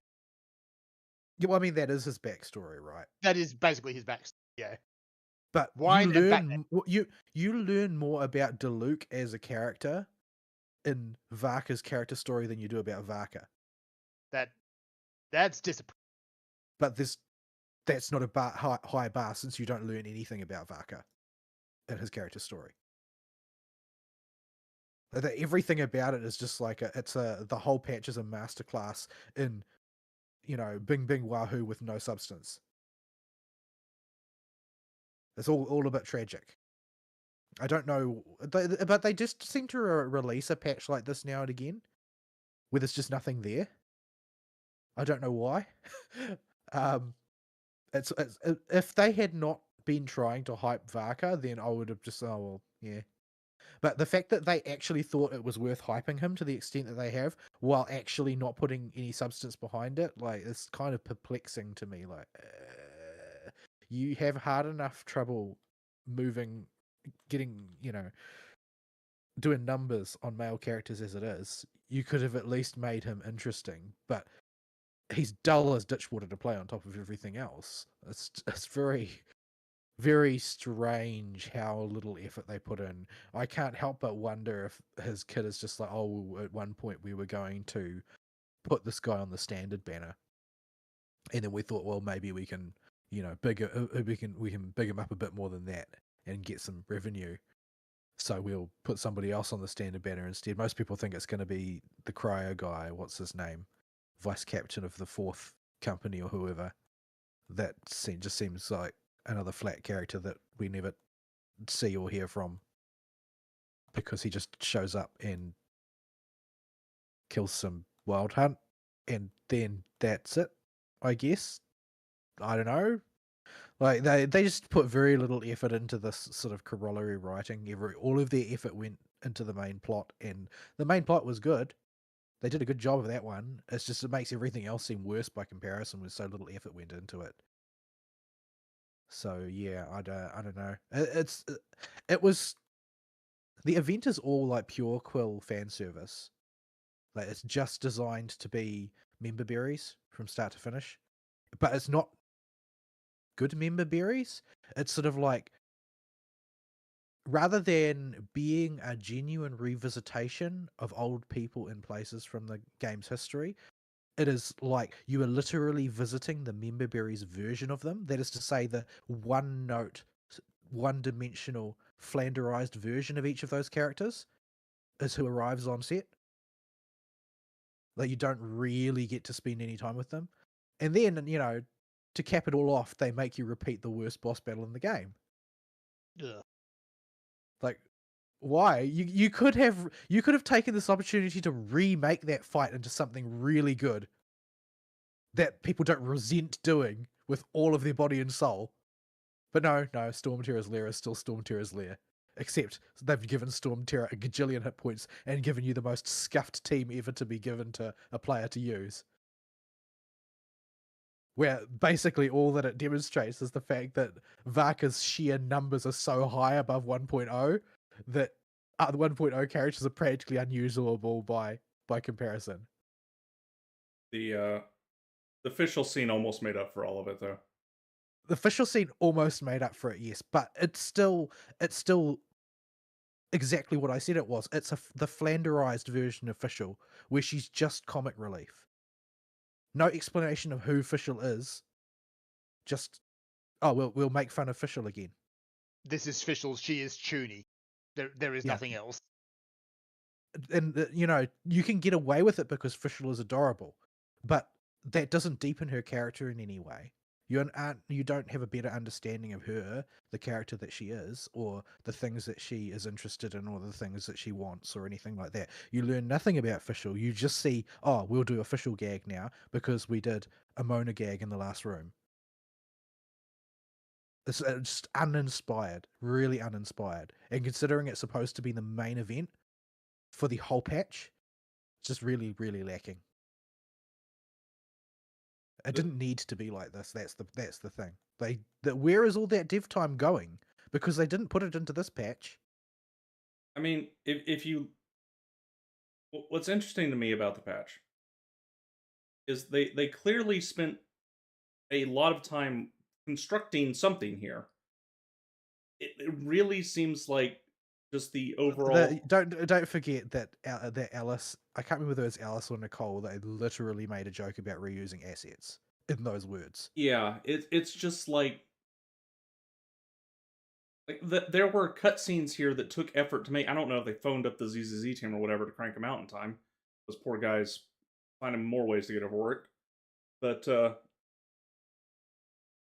they how can I describe it? There is a lot of stuff they did and set stuff they programmed and set up. But none of it has any soul. But it's not compelling. The writing in it is just basically, if you don't resonate with any particular character and their particular highlighted quirk that they set up as their identity, any given scene can fall apart in this thing, and taken as a coherent whole, it's an okay, we're back in Mondstadt doing Mondstadt things story. I didn't have any expectations for this patch at all. But this is like not the first time they've done that, though. Like the one where Durin is born, for instance, is leagues ahead of this. That is particularly unmemorable for me. The parallel story. You tried to play it in English, did you? Oh, what English there was? No voices. Yeah, like that. I had the experience the way it was meant to be, and it was leagues better because it's an exploration of several characters who are involved and what their motivations and ambitions are, and how that sort of interlocks with their various hang-ups, etc. Like, it's about the characters. It is not just parading them on stage to be a caricature of themselves. Yeah, this thing gave me vibes of people like these characters, they know these characters, and we like these characters, but we don't really want to do anything with them right now, so we'll just wheel them back out to show we still remember they exist. Like, it's like if they weren't pretending that this was just filler, that like this wasn't just filler, like, then it would be easier to swallow. But no, they made it the big deal. It's like, oh, this is the big deal for the patch. No, just admit it. You're doing a filler patch because you don't have any content. Hopefully, you got something to bring us next time, because this is not this is not doing very well. I've heard sort of like implications floating around that the construction of the Dawnman port area is a bit behind schedule. So that could be why, because in earlier drafts of the schedule that were leaked, the port was supposed to be in this patch, and it's not. All of the zones seem to get pushed back a version at some point. Yeah. So yeah, I don't know. It seems like this was sort of like the leavings of another patch. Things that were easy to, clumped together because they were not tethered to anything narratively, and they could just shit it out as, oh well, this is a filler patch, we'll just chuck together an event made of spare assets and stick in a few weird mini games like we always do, crib the bartending thing again with a new spin on it where you chat to the person drinking, etc., etc. There's a lot of stuff in there that I would have liked to see part of a real story. Yeah. Like, you could have done more with the idea of the sort of the diplomatic exchange between Fontaine and Mondstadt, because they've kept the sort of international relations in Genshin Impact are really weird, because these are sovereign nations that have clashing interests in a lot of cases, but it's just like everybody is playing Happy Families forever as far as the player ever sees, except for Snezhnaya, who has more and more turned into also part of the Happy Families. The sort of concrete reality of Teyvat has gotten weaker and weaker over time. Because everywhere you arrive, everybody is sort of like explicitly friendly, no matter what the plot might say. Early on, there are issues with Inazuma, obviously, but that was sort of like a sample of, oh well, this culture is actually radically different. They operate in a radically different way, and they are just under this complete autocracy. And this has had a distorting effect on a culture that wasn't always this way, but is now, and it's affected it in these ways, and so on. And basically, Inazuma's society is disintegrating slowly because of the disinterested autocrat in charge. But in the case of Nodcry, they come out and say, "Oh man, this is a lawless place full of various different factions, all competing with each other. You don't know who you can trust because everybody's out for themselves." And that's all just sort of like informed information that's never expressed in a concrete way throughout the story at any point. It's the writing is extremely thin. It's just basically painted over top of something else. I don't know if I've ever taken seriously what they imply about a new nation. Ever. Even because I only see what they put in game #1, which ain't a lot when other characters talk about other nations. And even when they do, Well, it's because you just skip the text. no, well, I'd skip if it's part of the main narrative. Because I'd read all of it.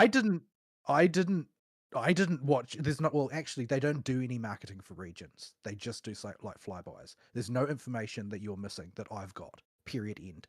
Yeah. So this is just bad writing. And just because you don't find it bad on a meta sense because you don't care doesn't make it good writing. that ain't what I said.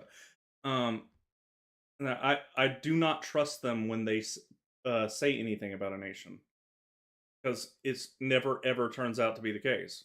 It hasn't for the last two that we. Yeah, that's the same thing as saying that you don't think that this is an issue because you just don't trust them, which is the same as saying you don't care because the writing is bad. Like that's functionally the same thing. Like if you're already writing off what they claim instead of holding them to it and criticizing them when they fail, then that's the same as saying you don't care. Mm-hmm. It's like if it doesn't matter what they claim about the story, whether they actually put that in the story or not, then why bother to make the claim?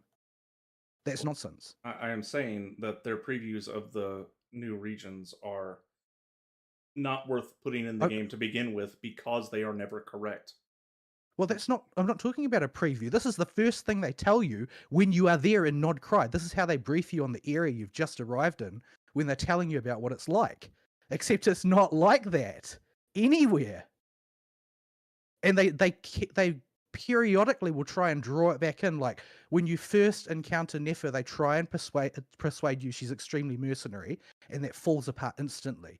They try and persuade you that Yahoda is completely mercenary, and that falls apart immediately. Every time they try and sell the idea, they can't stick to it. I don't know if it's just because they want everybody to be friendly to make them more appealing to pull on the gacha, but the reality is they can't stick to their own writing. This isn't about previews. This is about their actual narrative. They say one thing out of one side of their mouth, and then the story that they tell has a completely different effect. And this is just percolated throughout everything that they've done. And the current patch is sort of like the apotheosis of that everything just has to be soft and one-dimensional. They can't bother to, add anything concrete and well-defined to anything except for the current primary narrative. It's the only place they bother to do any passable writing anymore. There's basically, the short version is Genshin has no world building, period, end. They've just got a whole bunch of text in books that nobody reads. This part of the world building they express through their actual narrative writing extends only as far as you can touch the wall on either side of the main narrative, and nothing outside of it has got continuity. Like they clearly have got a lot of people working on internal continuity between plot elements that they've recorded in their big tome that they have in the office about, oh, this person knows this and this person has this history and this rule works in this way, etc., etc. That's all there. But when it comes to actually communicating it, those are all just Easter eggs embedded in a very fluffy matrix of not really that much, because nothing is defined and nothing sticks to its definition. This is a problem of communication, not a problem of facts. They won't stick to their guns when they decide they're going to write in a particular narrative direction. And the cynical interpretation is that they just want everything to be appealing. They want everything to be like very, very friendly, and you want to get this character because they are, a paragon of goodness, etc. Not because of, I don't want to join the team of people who are super upset that Columbina wasn't some kind of abyssal horror, because there are a surprising number of people who expected that, which is nonsense. But having characters have any definition to them at all would be nice. And Vaka seems like the sort of the end point on a long downward trend where they gradually wear away every aspect of each new character that comes out until they are just sort of like generically nice with one particular trait. And it's starting to apply to everything that they do. I don't know why they've got such a big gap between what they're capable of doing in their narrative and what they do everywhere outside that narrative. They just keep writing checks that they can't cash, and at this point they're starting to stop writing those checks at all. They just, they need basically a massive return to form on the next patch, because this patch is really darkly poor in every respect.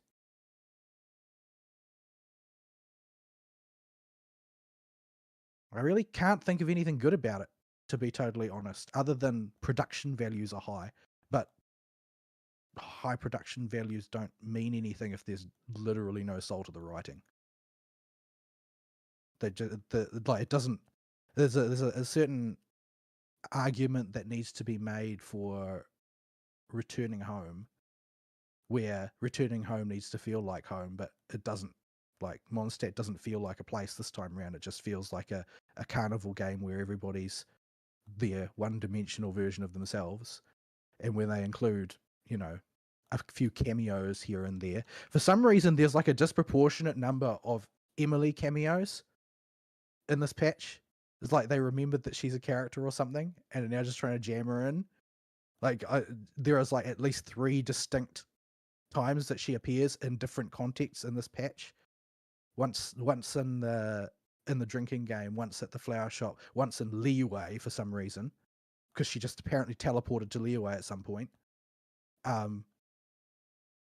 Don't know why they're suddenly trying to big up her. Maybe they want to rerun her banner or something. I don't know. But it's just adds to that feeling of they've just, dipped a bucket into the trough to pull out, a bunch of things that they can easily slop into a so-called patch. So the whole thing ends up just being a shambolic mess. I think with Emily, no effort has been put in. With Emily, they didn't really know what they wanted to do with her to begin with. All they knew was they needed a Dendro character to make the Burning Team work. And to go with the Kinish, who was probably on the docket ahead of time. She's another one that seems like it would have been easy to work her into a real story, as opposed to the sort of like potted bento box version of a story that she ended up in, being the only time you ever met her. because she serves a function in society as a a crime scene cleaner and investigator. Like she's not sort of like adrift or unnecessary. Like if she was just a perfumer, then maybe that would leave her adrift in the same way that I don't genuinely expect Chiori to be part of a major plot line because she's just a tailor. She's not like an integral part of Fontainian society or something. Well, maybe certain circles within the society. But yeah, there's always those handful of characters that sort of stand alone, floating in space for no clear reason. That it's like I wonder if they are actually conceptualized that way, or if they're offcuts from a larger story and they just ended up on the cutting room floor due to time constraints. The issue I have with Varka is something different, and that they missed the timing for him to be most effective, or they could actually do something with him and explore him as a character. The timing would have been when the big fights were going on in Nodcry. That would be the time to release Varka as a character. But Well, as everybody was memeing on him for that. Yeah. Like he was always the guy who's just like one step too late to be useful in the fight. Yeah, well, they had this character that's a big combat specialist and a hero of a region, and it would be great to jump into the fight and could have some really good moments, and it would work great. But they just, because they wanted to do the Hexen Circle thing, I guess, missed the timing on it. I really feel like the Hexen Circle are becoming a plot tumor. I don't know if it's just because there's been such a concentrated dose of them recently, but it just seems like they're using them as the latching point for too many things at once. Like in a sense, Mondstadt has sort of become replaced by the Hexen Circle. Like as a nation, they've been replaced by the Hexen Circle because Varka's only trait as a political leader, and make no mistake, even if he's just a lush, he is a political leader as far as Mondstadt is concerned, because Mondstadt doesn't have a government. It's just got the church and the knights. And he's the most powerful knight, and he's the leader. He's the one who keeps just making deals with the Hexen Circle to solve every single problem. So he's basically replacing his nation's clout with a bunch of insane witches. And nobody will ever hold him to account for this because he is the golden boy that everybody loves for no reason. Yeah, their opportunity to make Varka into a both an interesting character and get him to show off, a bunch of the stuff that they highlight about him, about how strong he is, and show him actually doing, strongest knight and Mondstadt stuff, was when the conflict in Nodcry was going on. And they held off too long. Well, the thing is that every time they had a chance to do something interesting with him, they bobbled the ball. Like literally every time. Yeah, like even in his own character quest, where the antagonist tries to dig him by reminding him about his own age and mortality. Like you could do a character exploration of a powerful knight who's aging out of being a powerful knight, but he just brushes it off. Oh, it doesn't matter. I'm too cool. Like that was the least interesting way he could respond to that provocation. And that's just, one example of something they do with him again and again. Every time he has a chance to show depth, they shy away from it. I mean, hell, that's basically his deployment in the story of Non-Cry, is that you arrive at his invitation to meet with him, and he just buggers off. He's not there at all for the entire first part of the story. Yeah, but we met a cat waifu and a deer waifu, and they have boobies.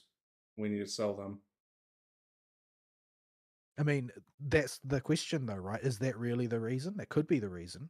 That they just actually, even if there is a segment of the audience who keeps saying they want Varka, we know Varka's not actually saleable in concrete revenue terms. I do not know why they made him so... Why they made his gameplay. Yeah, it's just... If he had released it Natlan at his current power level, it would still be questionable whether or not you could keep him on the team. Like, the numbers he puts out are not workable with a prime when you compare him to the current Nodcry teams, or like a prime Verisa team, or even the Well, really good Mavwika teams. Like there's the nowhere near fundamental that. problem with him is that he's just Kazuha, except he has no grouping and no shred. Yeah. Well, he's the he's literally the worst Kazuha. yeah. It's very weird. They've hard locked him into a very specific team of characters that want to be on other teams at the moment and work better on other teams. Like if you don't have It's not the just that very though. Like what strikes me about his kit is the like overwhelming simplicity of operating it. Like he does while he's designed to work with a Hex and Circle team, he will still, read off the element of whoever's with him and imitate that element. And then his entire gameplay loop is just tapping the square button and then occasionally pressing the skill button. It doesn't interact with anything. It's there, and you try and hit the square button enough times to make the cooldown finish on the skill button, then hit the skill button again. If you never put another character on field, he will still function at about the same level. Because the only thing that you can really do to his gameplay is to buff it from external sources. So it's almost like he's the Fisher Price baby's first DPS character. Minimal team building constraints, realistically. Like, you can make him better in certain teams, but he's never going to be good, so why bother? Like, it's all standard banner type design. like I think there would be a saleable argument at his current power level for giving him to players for free when they reach Nod Cry, so that they've got a character that's at current power level that they can start building around if they want to. Doctor ratio. Yeah, pretty much. He But fits they aren't about do that because they're the Genshin team. Yeah, like that. That's where he feels like, you give out your Haramasas and your Doctor Ratios and your other games that are roughly in the ballpark of current power level. Like Varka would fit really good in that spot because nobody's going to build the Varka team and suddenly break the meta unless you've got some Hex and Circle synergy down the pipe that's just bananas. Varka's not going to break anything. Yeah, well, I mean, there've been no leaks to suggest that that's even on the cards. Like, Nicole is definitely going to be useful in that team because she's a fire character, and fire is the highest priority synergy. That's another thing that's dumb about his character, is that if you've got a fire character in the team, he's just always a fire character. Mm-hmm. Like, you can't like, oh well, I'll arrange the characters in this way, and therefore I can switch from, like, if he did something like use the last character that was in's element, that might be more interesting. But apparently he just always uses fire. Fire is there because there's a strict priority for the elements. Mm-hmm. And if you've got fire in the party, it just dominates every time. Okay, how is that interesting? But yeah, there's like Hex and Circle wise, there's only Nicole coming down the pipe, and the only thing that could do to make Varka particularly good would just be to buff his numbers through the roof, really, which is not something that the game really needs. Like, more just numbers multipliers. But I don't know, sometimes they want to do the strategy of releasing a character that seems really terrible and then making everybody wish that they pulled for him, so they all pull on the rerun because they're terrified of missing out. The FOMO enhancer. I don't know. But yeah, the overall Genshin is really in a bad place, and they didn't do anything to fix it. I don't know why they've managed to find everything they did that was wrong and then congeal it all into one really sloppy patch.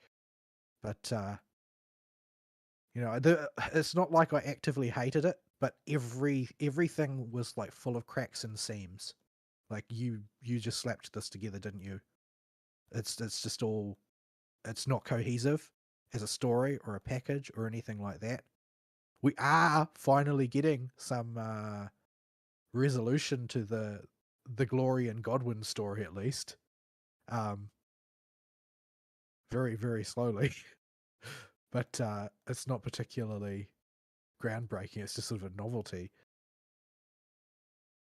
But yeah, so there's I don't know what, like, this is supposed to last for a full patch length. This isn't a short patch or anything.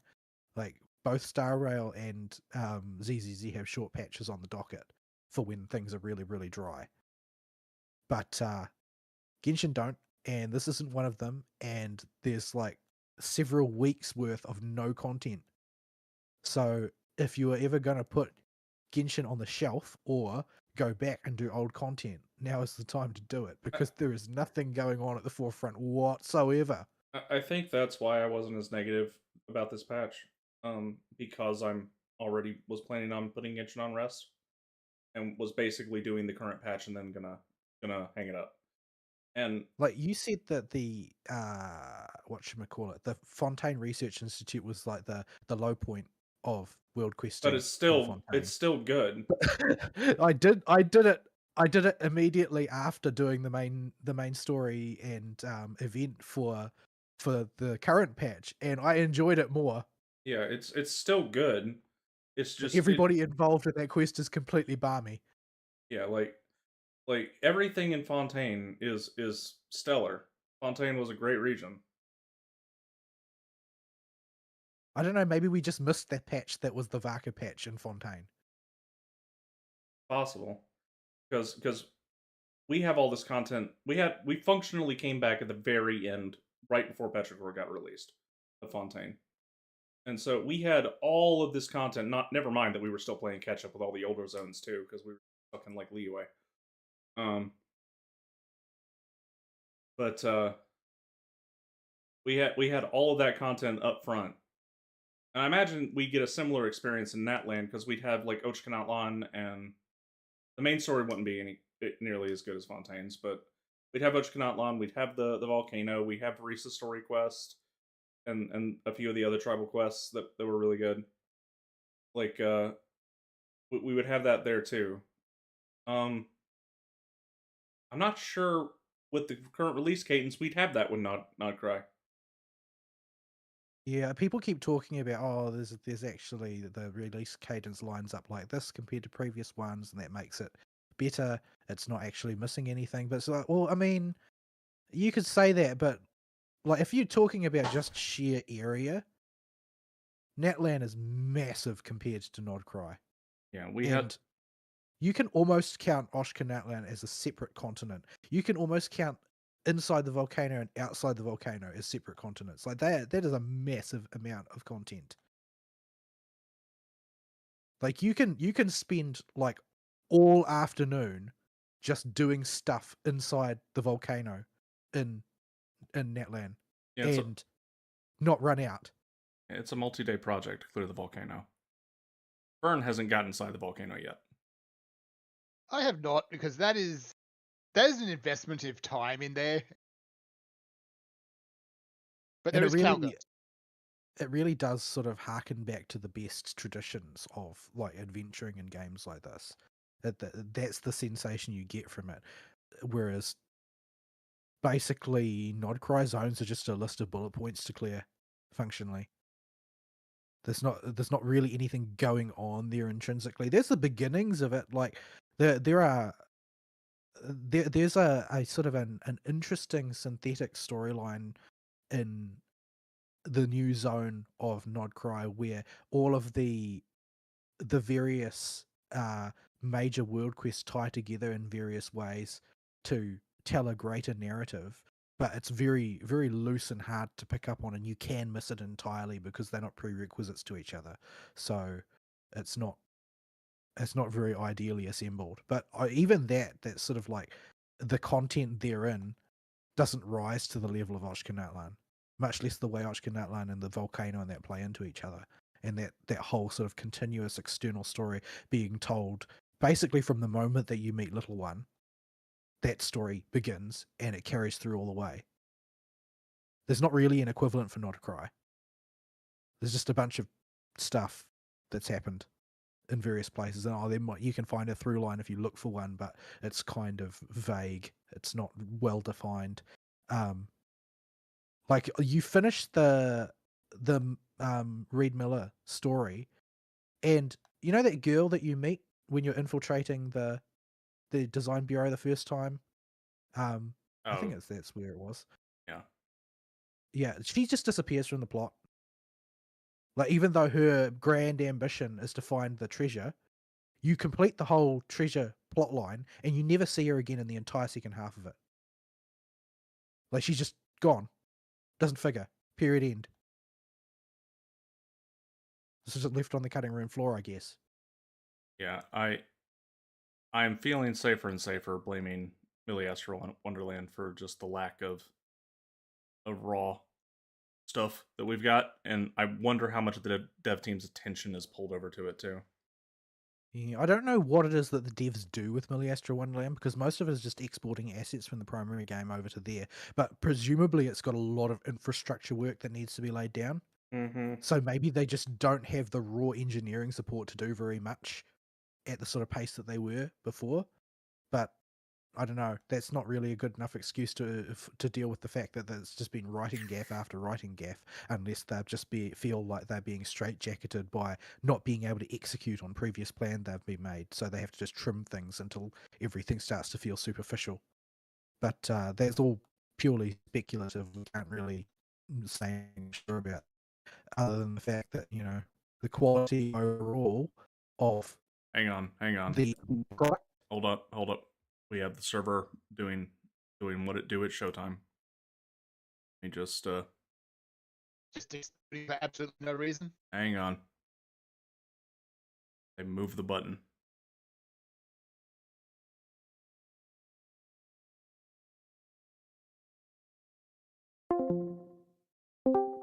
Okay. The Pickle? AI moved the button because Discord is probably vibe coded now, Mhm. Probably, yeah. like everything else. I've seen Jensen Wong like trying to shill for vibe coding as like the best thing ever, just a brilliant invention, and it's like, you are the least sincere man on the face of the planet. Nobody believes anything that comes out of your mouth. But yeah, so overall the whole Genshin package is really at a nadir right now. I mean, they finished a really solid plot line, really strong.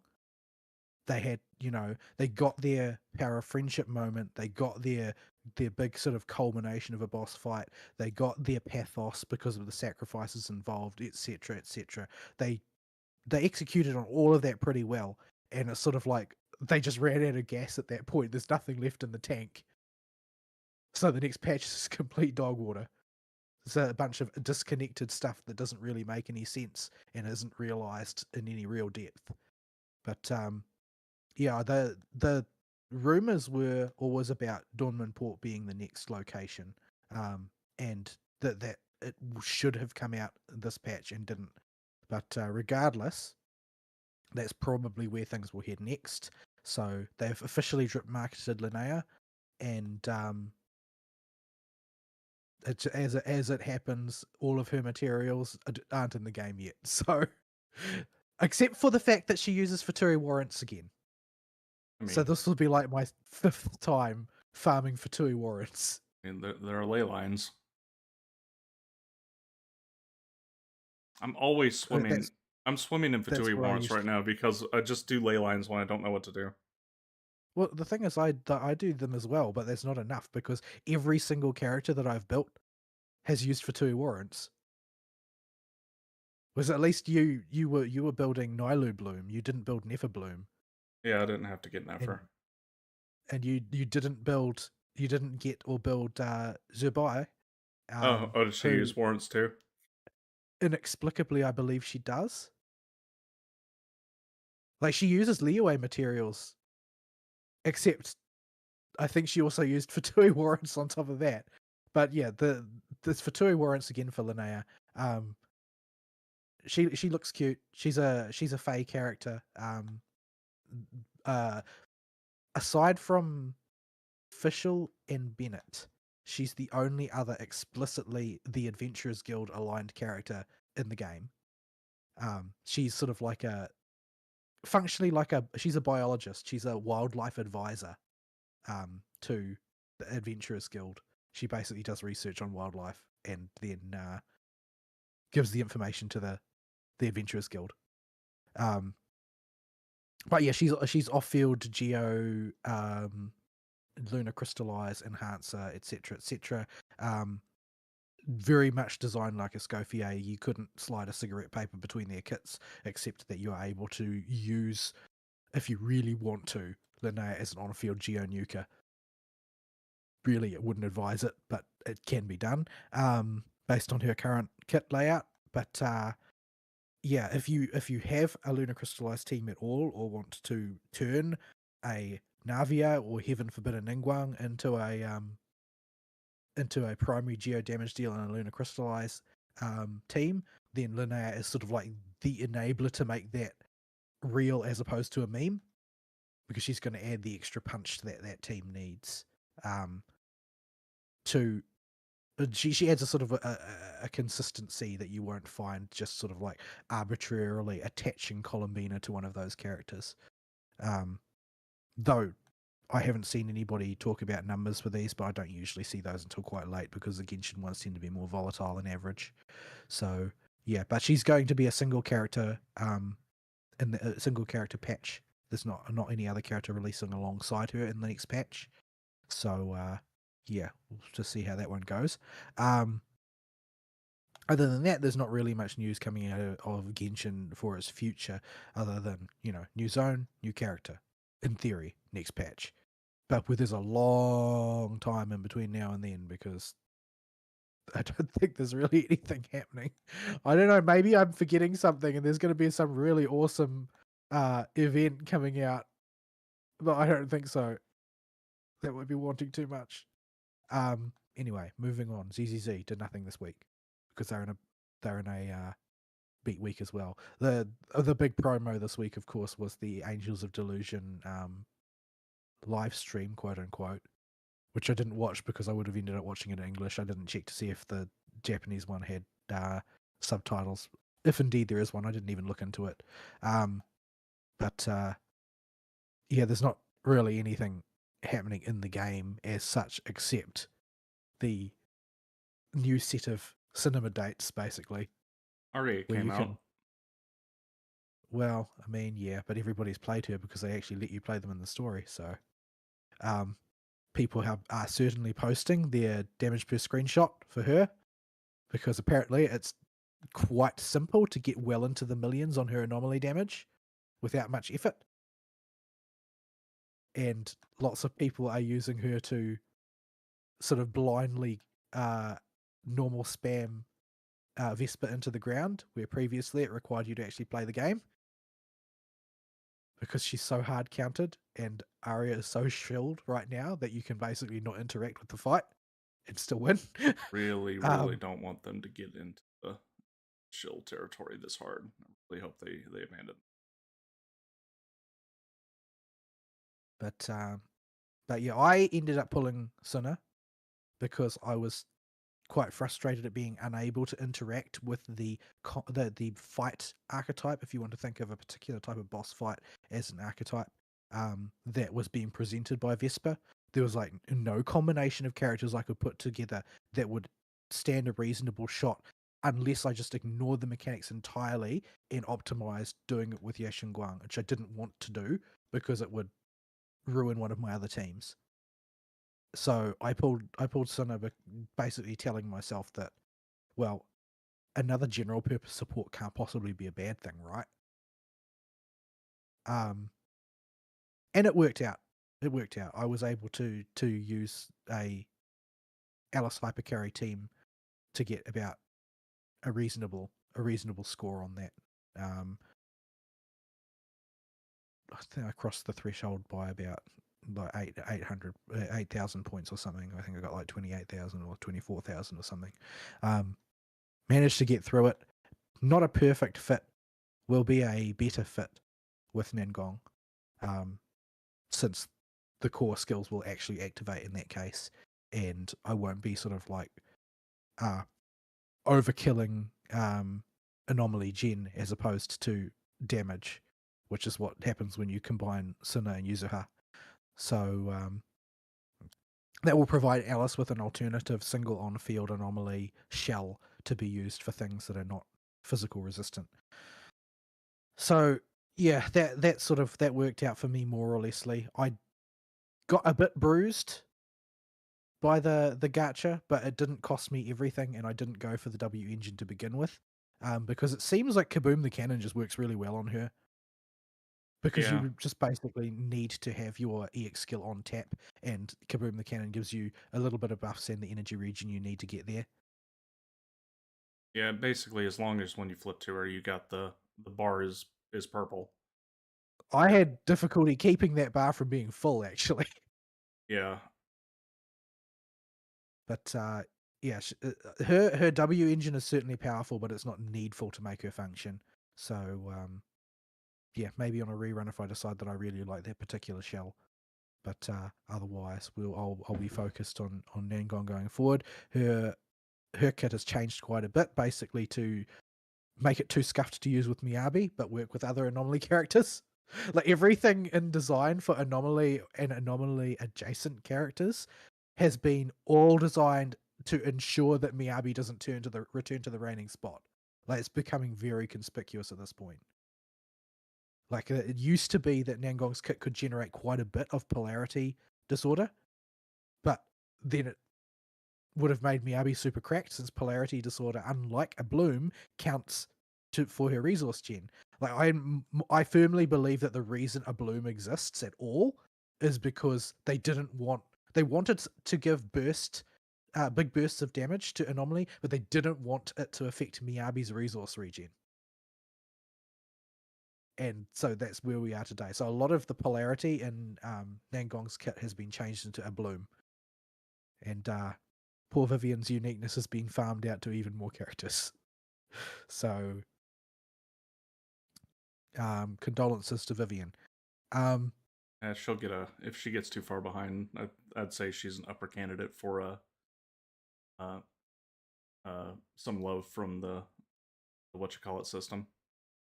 I wish she would get more screen time, because I actually really like her as a character. Like she's an unhinged fan who is not just a gag character, who can actually function in society and has her own issues. So seeing that the unhinged fan character also, have character is sort of interesting, and it would be nice if they did something with it instead of continuing to leave everything about her up in the air. But since they've put like not just a nail, but like a 12-inch tent stake through the heart of the coffin of the Exaltus storyline, Vivian's sort of twisting in the wind a bit now, because her backstory is tied into those people who got repeatedly denigrated as the 2.0 story wore on, 2.x story wore on, until they basically are now irrelevant. Like, is there even any place for the Exaltus in the plot anymore? Because it seems like if they try to do anything with them, it would sort of be like in the Star Wars expanded universe, the Imperial Remnant. Did you read any of those books or play those games? I bits and pieces of them. The Imperial Remnant was always sort of funny to me, because it's like you're sort of like the rump of the deposed administration, and that you just go on acting as though nothing ever happened. Yeah, they did keep the Exaltus numbers not very concrete, so there could be sects or cells of them that just didn't get cleaned up. I mean, all their leaders seem to be gone. But Yeah, because of their strange decisions about Sarah. yeah, but if they get a good idea for them, they could give it some time to rest and then wheel them out again for a comeback patch or something. I feel like it will end up being like, oh well, actually, Sarah had her own puppet master. She wasn't actually the root of things. Or It's like, okay. You know what I would actually love if they're able to hold off on it for a while and commit to the bit. They wait for like a year, and then we get to somewhere in a different storyline in a different city, and we see a character that looks conspicuously like Sarah. Like she didn't actually get murked this patch, and there's bigger stuff going on with that. Because that just Are they gonna? I don't know. They might end up doing a Yotsuyu to her though. they could, but they did her so dirty. And I was But I did not think it was the greatest story we were at, but I didn't think you needed to kill it. Not like that. well, the thing is that it had sort of like back before 2.x, it had urban fantasy credibility, like that, because the initial impression that you get from them, right, before it became a Shansha story in 2.x, was that they were kind of like the Lovecraftian cult. Mm-hmm. They're trying to summon an elder god in the middle of New Eridu or whatever, Yeah. which is always a terrible idea, right? Summoning an elder god. There's not really any good reason why anybody would think it was a good idea. But Sarah did. It was sort of assumed that she had some kind of through line there. It was going to benefit in some way. Or she's a true believer, I guess, but you didn't really get to see much of that either. But it sort of like drifted away from Lovecraft territory into just sort of like generic baddie territory over time. Yeah. They really But just yeah, so yeah. hopefully they can salvage it. Hopefully they have a plan of some kind. Hard to say, but yeah. So main event running at the moment is the cinema one where you go on dates with various characters basically. You mean And it is, you learn about Sissy's favorite dog food? yes, you learn about Sisia's favorite dog food. Generally speaking, like these are just like shameless waifu bait events. I mean, I don't really have a huge problem with that. You know, the industry does function on the basis of people forming disturbing parasocial relationships with fictional characters. That's why we have these games at all. But Sisia, I don't know why social media seems to think that she's basically the ideal waifu. For Because she reference, is Fern, she is kind of Sissia is a girl failure among girl failures, with no redeeming dear. qualities whatsoever, that gives off the aura of a greasy car salesman. And Oh my. despite us talking about her discovering her favorite kind of dog food, which she has admitted she eats, she is not a dog Thyran. She's a snake Thyran. What? Oh dear. This girl. Well, So- the implication is the implication that's supposed to be hanging over all your interactions with her is that she was made this way by a really rough childhood. The reason like she ate dog food is it was all she could get her hands on, type of thing. Yeah. So But they're then trying to again- make you pity her, but she sounds like an absolutely reprehensible character. Not helped at all by her facial animations. But she's not like a reprehensible character in the Machiavellian sense. She's like a reprehensible character in the sort of like the incredibly short-term thinking, self-interested sense. Yeah, girl cannot. She doesn't have any plans going. You're At just a all. terrible person. She's just like, oh no, I'll leave you in the lurch. Don't worry. Yeah. that type of person. But the thing that makes it all very weird is that because they have to waifu her to sell her, in this particular instance where you end up taking her to the cinema for some reason, and I bet she didn't pay, it's like they try and make it like she's actually got some kind of loyalty or affection for you, or you being the main character, whoever you have chosen for that. But there's no real reason to believe that. In fact, the main character says, at least if you're playing Belle, I don't know what it says for Wise, that you haven't seen her since she ditched you in that hollow. And that's the last time you see her then again, and she just comes up and she's like super chummy with you. And it's like, hey, haven't seen you, let's see a movie, etc., etc. And then she does all of the usual sort of like friendly behavior. And you're sort of expected to just try to kind of take it on trust that actually she's a nice person when you have all of the evidence you need to the contrary that she's not. Which makes me wonder if they're just going to completely ruin her in the next major story that she is in.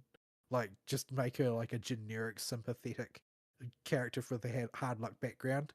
Because as much as she is a horrible person, it's sort of nice there being a horrible person in the cast. As long as they don't try and completely redeem her and have her start permanently acting nice or like a sensible human being, it's pretty hard to screw up what they've set up. It'll be interesting no matter what they do.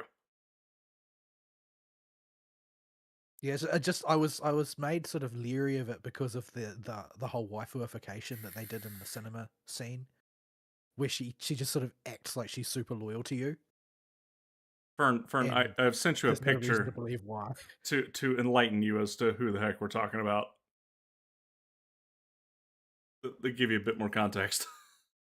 I'll have to see what her voice is like in English, because she in the Japanese she has an incredibly untrustworthy sounding voice. It is definitely untrustworthy, but it's not quite English Scott tier. But Oh, you got to experience yeah, English Scott for the first time this week too. I did, because I was watching Aristiel play through the beginning of Plan Arcadia, and he mentioned that Scott was one of his favorites from the Ian voice cast. And I was like, well, I actually have no idea what he sounds like, so I'll just turn on the sound of the stream, and that is pretty exceptional. It's a different character. Like, in a lot of cases, the Ian is a different character than the JP, usually worse. But in this case, I think he may have hit upon something that's even more compelling. Because I think that Scott works best as an overt slapstick character.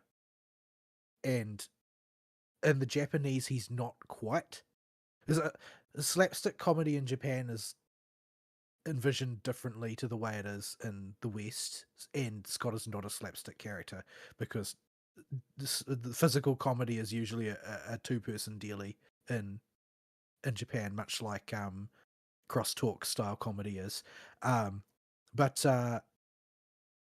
the Scott voice in Japan is like he's got real small time criminal vibes.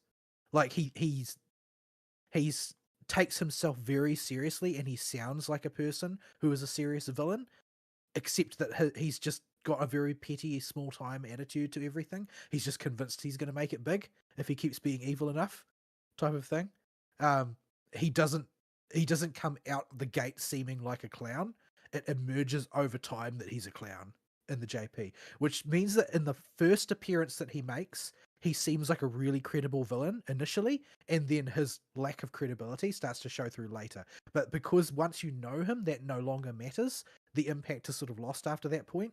Whereas the Scott in English seems to be just like, oh, well, you hear his voice and you know that you don't need to take this guy seriously. And so everything is just comedy. It is the... when I think of the archetypical slimeball voice, my brain goes to English Scott. Like that. I need to find the scene in English of after March 7th feeds him the laxatives. You mean after the most evil person that Scott has ever met feeds him laxatives? I remember laughing my butt off in real life when that scene came through in English because Scott was so funny.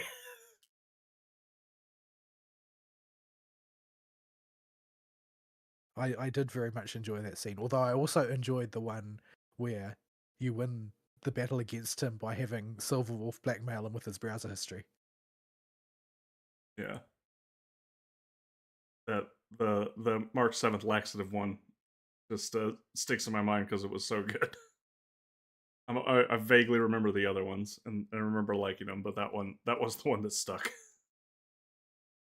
But at any rate, yeah, so Sissy is clearly being marketed. She's coming out in the next patch, and her kit is interesting to say the least. She's basically a dot character, but it's sort of like an aura dot that she deals. Like, as long as you can maintain certain levels of resources with her through her rotation, she will basically, it seems, deal pulsing electro damage to everything nearby. Or so it seems. And she's got a really weird sort of like aerial dive attack thing as well that I don't really understand the description of. She's the first sort of like real polearm oriented character as well, although the polearm is kind of weird tuning fork thing, so who even knows if it stays a polearm or if it's something else. And her animations are very interesting. She wiggles. They're definitely somebody's fetish. She wiggles a lot. She does wiggle a lot. And she eats dog food. of course. Yeah. Is there anything else in there? I don't think there's really much else in there to talk about. I don't know. I think it seems like it's going to be a fairly dry patch going forward until from now on until the end. But we're a goodly way through the patch now. There's only 2 weeks to go ish. Yeah, it's in the patch cycle 2.5 weeks until the next one. I haven't looked at Shia Defense this week yet. I saw some people online complaining about it, but they weren't complaining as vociferously as they did last week. So last year, I should say. So based on your reports from social media, they complain about Shia Defense every week. Well, it's not really about whether or not they complain. It's about the magnitude and type of their complaints. Usually, it's all right if they are just sort of complaining that it's too hard. If they're complaining about actual technical minutiae about the way the challenge is structured, then it might actually not be very nice. Like there have been a couple of particular ones where people were complaining about it, but had very specific complaints about the characters that were encouraged to be used and whether or not they were actually capable of bursting effectively out the gate. Because of the weird structure that the final stage of Shiyu now has. Mm-hmm. But and I keep forgetting that I need to go and do sodding Battle Tower and sodding. Although they've added a bunch of polychrome to doing the whatchamacallit, the choose your own adventure thing early-ish, even though it doesn't actually expire. So you'll sort of get jollied along to do it. But since there's not really much other content going right now, I guess then I've got the time to do it. But yeah, ZZZ, not much else to talk about there. Star Rail is in a lull. There is not really that much going on except for the new MOC. I cleared it in one cycle. I think I could have done it in 0 if I'd tried, but it's not really that important to me to do so. I ran it doing the fireside with the Hanabi Hibana team and with my tricked out Super Break team. Super Break, of course, was more effective because it's ridiculously highly invested. So of course it was more effective. That was what I expected. But Super Break only works when Super Break works. There are lots of things you can do to marginalize Super Break, which is sort of why I don't bank on them for every challenge. There are some people who take the approach of just ridiculously vertically building 2 teams and they just don't invest in anything else until one team is completely irrelevant. But Super Break is too easily stopped by things like toughness lock and that sort of thing historically, because it relies on, because the healing in a Super Break team is not very good and the characters all have low HP because you've got so many stats you need to balance, so you can't afford to take damage. And a lot of the way that you don't take damage in Super Break is by breaking enemies so they lose turns. If you can't do that, Remembrance doesn't care. Their health pools are enormous and their healing is great, so they can do whatever they want for as long as they want. Super Break doesn't have that option. All you need to do is stop the targets from being broken and do a lot of damage, and suddenly Super Break's not applicable anymore.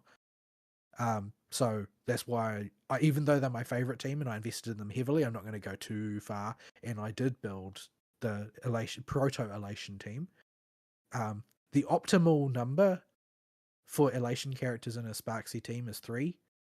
4 is equivalent to 3 if you can find 4 Elation characters, but 3 is the optimal number. 2 is not optimal. 2 is where we're currently at because there are only 2 Elation characters.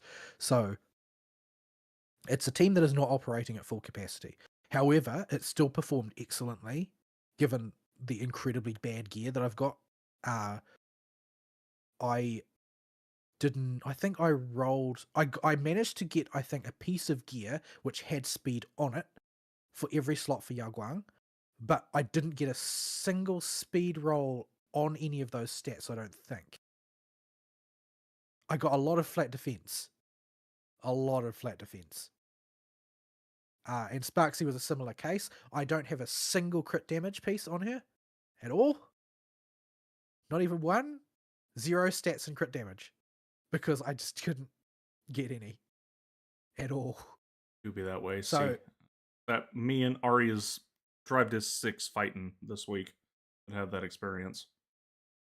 Well, I'm not talking about one slot. I'm talking about every single slot. Every single slot has no crit damage. But crit damage is not as important for Sparksy as it is for a conventional DPS, simply because Elation is more concerned about getting across the crit line. Like, for Elation characters, crit of 80, 90 or more % crit rate is generally considered to be wise, to make sure that when you do finally have Aha show up to the fight, that you're going to get the maximum amount of benefit from it. But yeah, so because that team is basically, the gear is shite compared to my Super Break team, investment is lower compared to my Super Break team, and it does in fact depend on Aha to show up when you need him, which is about the only time Aha won't show up. Certain things about the boss on that side didn't flow quite as smoothly as they did for the Super Break team, because in the Super Break I was just like, okay, so the subfield is opened up, Firefly go in there, obliterate it, and come right back out. Sparksy can wipe the subfield relatively effectively, though not as good as Firefly, because Firefly's buffed crazily at this point. But she doesn't have speed of her own. Basically, she builds offensive stats and relies on Sparkle to give her speed. And that works quite well most of the time, except when you're working on a narrow time frame, because you need to get the boss tilted. That's literally what the status is called. When you finish the subfield phase, it says that the boss is now tilted. The boss takes more damage in that phase, and so it's important to get there as quickly as possible. And Sparksy's just not quite snappy enough to do it, because the damage is too reliant on Aha. Because part of an Elation character's kit is going to be split between their intrinsic power, what they can do directly themselves on their own turn, and what they allocate to Aha to do. And since Aha is a matter of timing, he doesn't always show up when you need him. What your characters are mainly going to be doing is making Aha more powerful, and then hoping that he will show up when you need him. But the Aeon of Elation does what the Aeon of Elation pleases. Regardless, it's quite a fun team to play, and they clearly put a lot of effort into the animations because they are quite funny. But yeah, I haven't tried the Anomaly Arbitration yet. I'll have to work on that later. I don't have very high hopes for it. Hopefully I can squeak out a gold, but I'll settle for a silver. Because my gear is trash and I don't seem to be able to do any better. I have a funny feeling that I'm going to be stuck in the Magical Girl mines as long as I was in the Sakados mines. And the Sakados mines never coughed up what I wanted, so I ended up stealing gear from Sunday to kit out Sparkle. So Sunday's on the bench for now. All right. I need to look at Sparkle's gear. I think Sunday's currently kidnapping her better pieces. But yeah, Magical Girl mines it is. I must say that I was sort of like impressed despite myself at the trailer for Sparksy. Like I really liked the monodrama trailer, and I really liked the duodrama trailer for Honkai Impact 3rd. I didn't know how they were going to top monodrama for Sparksy, or if they would at least be able to do it justice, and they kind of did. Like, it's got the right sort of, you can tell that it's the same person, but it's a different aspect of them in certain ways. And it's just kind of amusing how they've managed to make something that is essentially like Sparksy and Sparkle are essentially the same person in a manner of speaking, but they've given them very distinct flavors of the exact same thing. So Sparkle's trailer is actually kind of dark, but still like sort of absurd in the kind of, insane Batman Joker type of way. Whereas Sparksy is basically a Zoomer and is insane in the Zoomer kind of way. And her trailer communicates Zoomer insanity instead.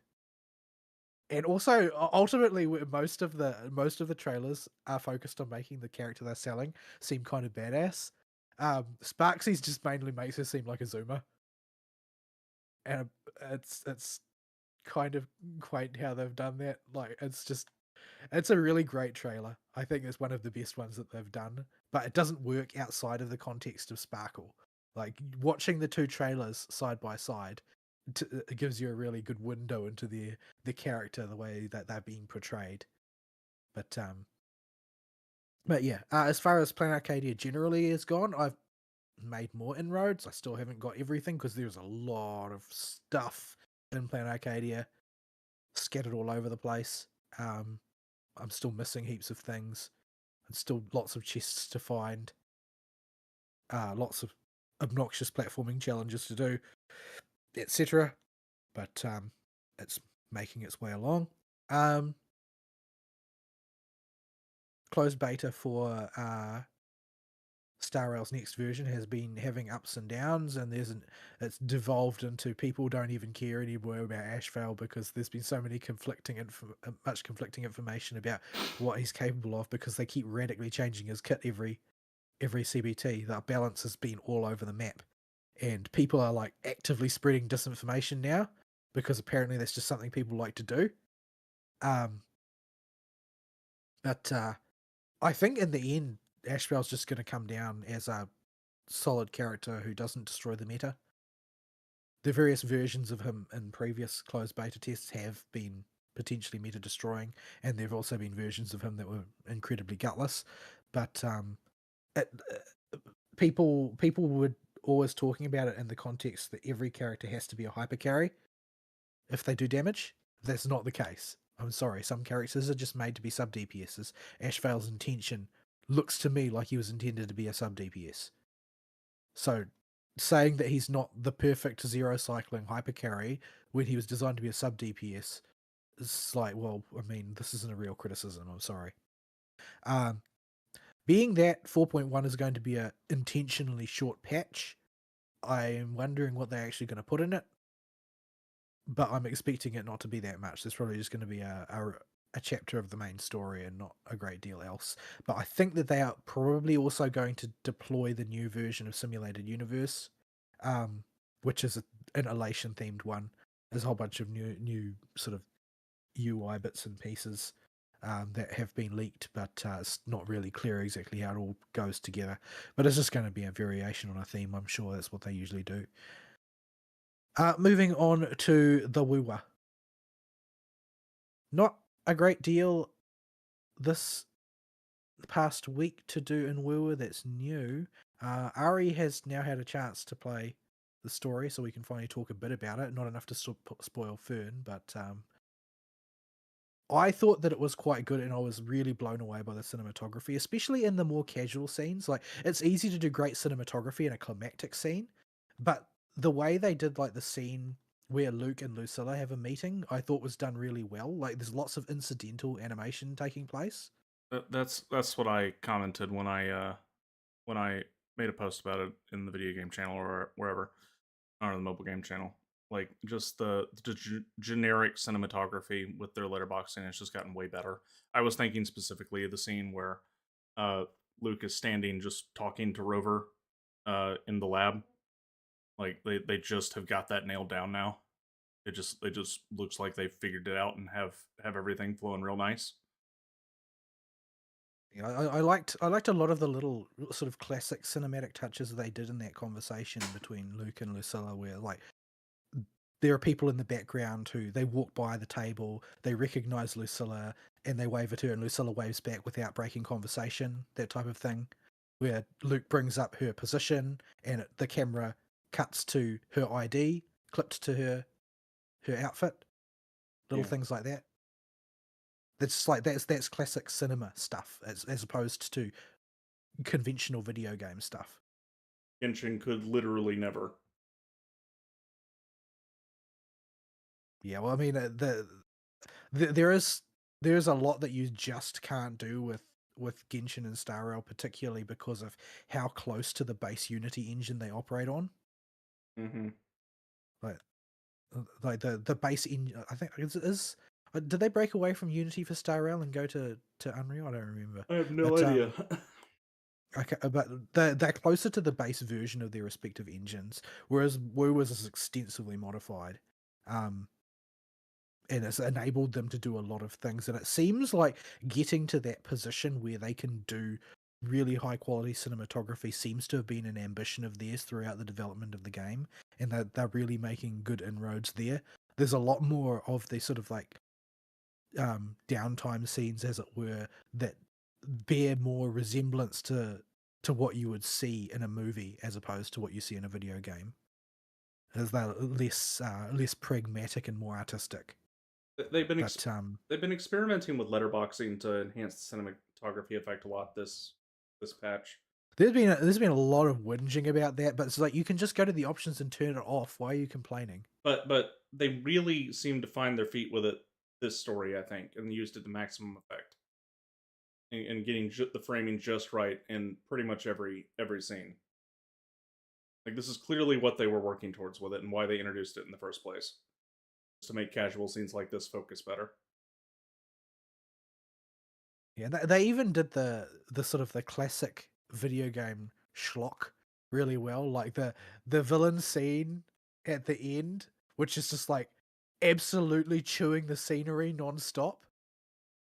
It's still good. It's still really, really good. Everything about that scene is just cool. And it's all operating on rule of cool. Yeah, and But again, the camera in that scene, whoever the camera guy is for Wua needs to keep his job and give him a he raise. loves what he does. Like Whoever he is. every time the villain's teleporting around chewing the scenery, the camera moves to a different unexpected angle around the scene to show just how ridiculous this is. The whole uncanniness of it. Yeah. Like, especially considering what they appear to be at that particular point in time, and the amount of thirst for the antagonist that I've seen on social media has been slightly disturbing. Nobody was interested in them until this reveal, Like, and now all of a sudden, yeah, I had pegged that character as Little Miss A rank until this patch. I was highly suspicious of that character in the previous patch because of one key scene. There's a few little details, like things that suggest that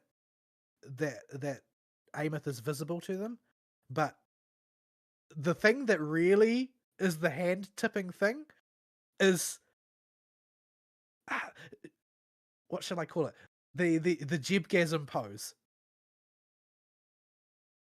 When you are investigating the fallen space station for the first time, there is a time where she starts to monologue and then goes into like the jibgasm arms spread, looking up at the sky type of pose. Yeah, This is a pose that protagonists don't make.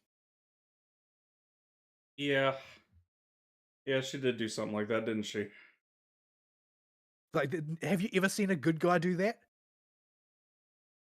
Only if they're becoming unhinged. Yeah.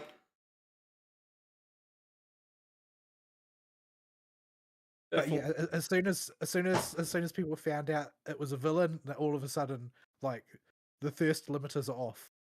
It did, the fact that they pulled her out like that, because when I'm looking for I'm not usually looking for inconsistencies between scenes to tell me hints like that. Uh, in gacha games, because I just don't, or mobile games in general. There are very few gaming companies in general that I give the kind of credence to look for stuff like that and know that they've got a plan with it.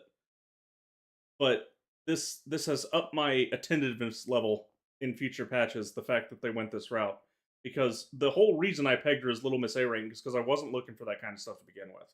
Because I'm just trained from these type of games that their stories are not that good. Their writers are not that good. They're not going to lay seeds and intentionally show inconsistencies to get you thinking. But they got me with this one. And it was all cool as well. It's actually like fundamentally cool. Everybody comes out of that scene looking cool. The bad guy comes out looking cool. The good guys come out looking cool. Everybody looks cool by the end. Did we have a first person segment in this patch? I can't remember. Probably. I'll just assume it's in there. Yeah, because they seem to sneak one in all the time.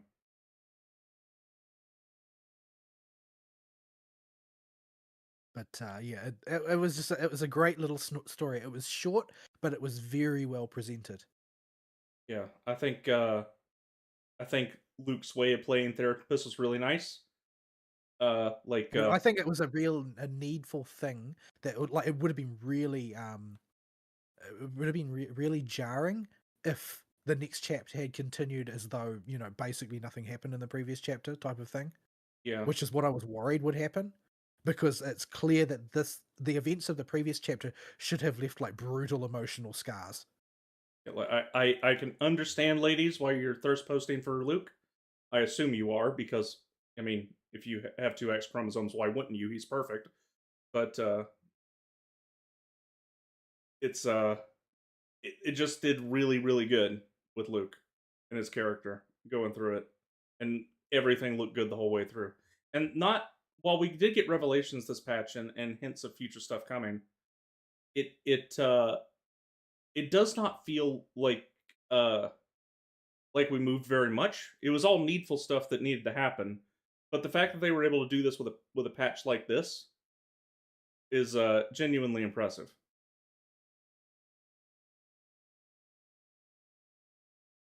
Yeah, it was very very solid presentation, and it's just the second half of a regular patch as well. Like, it's from main narrative perspective, this patch was good eaten.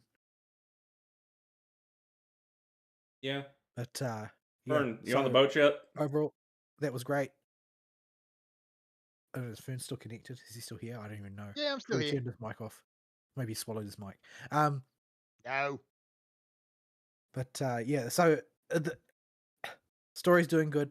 Not much on the event front, but I still have heaps of stuff to find in the new region, so still got tapes to chase. Still just like riding the motorbike around because you can. I've still got to go get those stupid tapes. I've got mostly everything else in the snowy area. I got to go back and get the tapes, and I'm still missing a few things in the other area, the other new La Roy area. I'm missing stuff all over the place. I haven't sat down to do a good area cleanup of the old or the new place. It's actually become kind of annoying that their percentage counter has become too aggressive at giving you the 100%.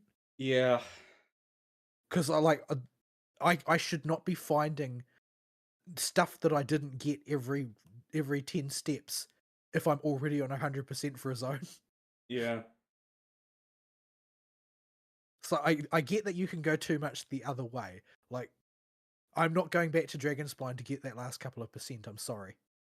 I mean, you But don't Just want to. not worth it.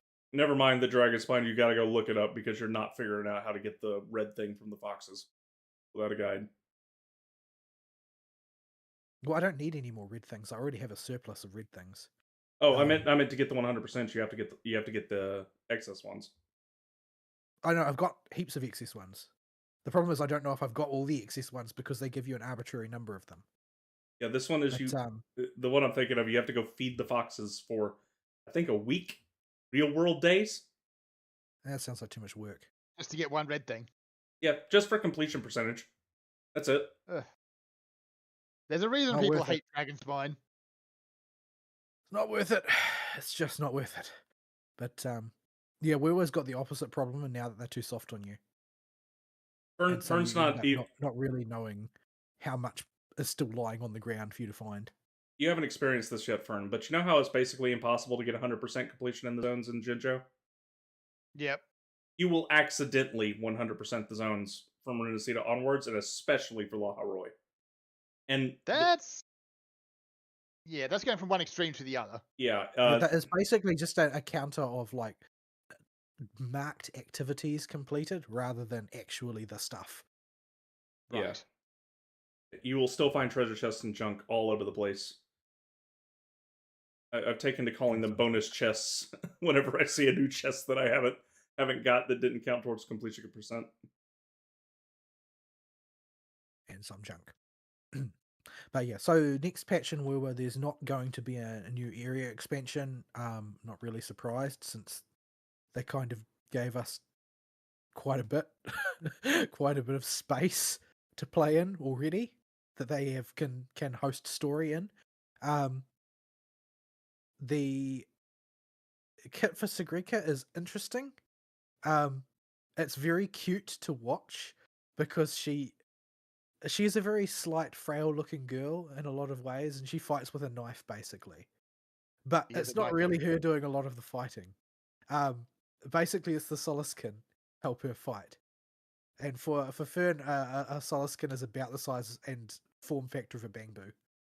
Ah, And just as adorable. But yeah, except they make chulu noises instead of ena Chew, noises. chew, chew. But yeah, she basically fights with those. Like she's got a system of like building up runes of two different types, similar to the one that Booling has by the looks. And depending on which ones you use, it will ask the Soliskin to do different types of attacks. And her ultimate is basically like a dive kick that she does, but with the help of some Soliskin, basically throwing her through the air type of thing. It's all very cute and silly. It does not. It's got the sort of the unfortunate side effect of she does not seem threatening at all, because everything she does is too adorable. yet somehow she But can still kick ass like the rest. apparently so. But yeah, so she's going to be the sole resonator deployed in that patch. The very first leaks are starting to trickle out about the following patch, and so that is at present looks like it's going to be Denia and Hiyuki. And Denia is a character who's mentioned by Mornier in some text in the game and nowhere else. Oh, actually, no, they mention her in the new story as well. I think Luke mentions Denia by name to Sagrika as being one of her friends. But that means that poor Denia is now up to 2 mentions and no leaked pictures, so nobody has any idea what she looks like. But her name has always been associated with a Fusion Burst slot in the database. So everybody's just assuming, based on virtually nothing, that she's a Fusion Burst sub DPS. So I'm very intent on getting that because I want to play Fusion Burst Ameth, because I've got a tricked out Chisa and I've got Ameth and her signature. So Denia is the next piece of that puzzle to enable me to use that particular team build. The other one in that is Hiyuki. Now, I was sort of hoping that it wouldn't be a character I wanted alongside Denia, and I am not that fortunate because it is the Miko character, and I am absolutely going to pull for her and her entire team. I don't care who it is. It's probably going to be Lucilla because Hiyuki in the database is Glacio and so is Lucilla. Probably going to power creep poor Carlotta, but no, this is in my wheelhouse. This is like if they launched a cheerleader version of Phoebe, like Aristia would be there with bells on. Woo dev teams. If you want to sell me on C6 Phoebe and make an extra 20 or $30 from me, all you got to do, cheerleader outfit. And I feel like Phoebe is also the sort of character that would be able to be bullied into wearing one too. You could probably talk her into genuinely having fun with it. Phoebe, but she's not very big brain. She's very Phoebe brain. But yeah, so there are pictures of Hiyuki going around online, but apart from one extremely grainy one, most of them are AI bullshit. Yeah. So we don't really know what she looks like aside from verbal descriptions given by people who are in the leaking game, and they're all quite vague. So yeah, she's probably going to be sword, maybe great sword. She's a Miko, so obviously she's going to use a katana because they're not going to fail to play into stereotypes. But yeah, she's mentioned in a few places in the game so far. Mostly incidental chatter from students at the academy that have like heard of her or seen her. She's sort of like a urban legend in La Haroi of, oh, you get lost and the Miko will find you and drag you back to civilization. and then disappear. But yeah, nobody really knows anything about her per se. But yeah, she's going to be the one that flicks the switches that get me to pull. So them's the breaks, I guess. Hopefully she doesn't have any supports that a penis havers. But we've just had an Anne Brandt, right? So Mm-hmm. Speaking of, did you decide to get Luke for him? I pulled for him. I didn't get him. well, I mean, it is what it is. Yeah, If you get what you get. game said no, but I'll wait until another character comes around that looks appealing and then spin that one. But yeah, at any rate, so that's the way that is going. The only other thing that I've seen from the next patch really is that they're adding audio surf to the game as an event. I mean, I like the woo music, so I'm fine with that. But yeah, it's like they want woo to have every game in it. I mean, Because why not? we just need to play Every Day's a Carnival on Audio Surf. I don't know whether that song will be in there or not. You always write to the devs and ask. What else? I don't think there's much else. I did finish finally doing Peaks of Prestige for Laharoy. Finally. Oh. Finally got around to it. I was highly amused to talk to one of the NPCs who then earnestly asks you, is it true that at the academy you can play card games on motorcycles? I appreciate it. There's going to be a patch for that since they're doing the bit now, where we can just. Do you actually get to play card games on motorcycles? It would not be hard to do. After you beat after you beat the NPC at the card game, she swears that when she gets enrolled at the academy, she's going to make it so you can play card games on motorcycles. Because what could possibly be cooler? I mean, Yes. the best season of Yu-Gi-Oh for a reason. Is it? Yeah, like it's actually legitimately good. Instead of I just don't associate Yu-Gi-Oh with good in any way. Well, that's what makes the joke even funnier. Because you have the ridiculous premise of card games on motorcycles, and that's meme-worthy by itself. But it turns out that season of the anime is actually really good for Yu-Gi-Oh standards, but still really good. Yeah, I mean, the seasons before that, though, you had, what was his head name? Face now. The Karibo-headed guy. Yuki. No, Yuki's the card game guy. The other one. Jaden? Jaden, yeah. Yeah, you had. And Jaden is a cringe lord. He is, Mary Sue's the wrong word because he's too dumb. He is too dumb to be a Mary Sue, yes. Like he's just. But he has all of the Chuny traits as well. Well, his big problem is he's just generic nice guy, but he's the incredibly retarded flavor of genuinely nice guy. Like things just go his way because he nices his way to victory. Unlike Yugi, who cheats. Yeah, but he is genuinely dumb as a bag of rocks. But yeah, I'm pretty sure that they've been doing the bit for a while because I'm pretty sure that the whole thing. Didn't they do a bit about shadow games or something? There's literally the Millennium Puzzle in the UI for it. Yeah, but they literally have a sub quest that is about investigating the idea that there are shadow games of Peaks of Prestige taking place. And people that was a side quest, wasn't it? Yeah, people lose their soul if they lose one of these games. That was a side quest, wasn't it? Yes, so they're already 100% committed to the bit in every way. They're already just going ham on the Yu-Gi jokes. I love it.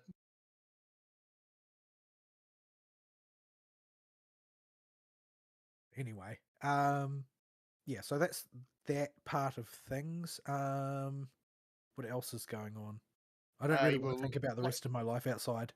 I just want to live in the gacha at this point because work is getting really rough.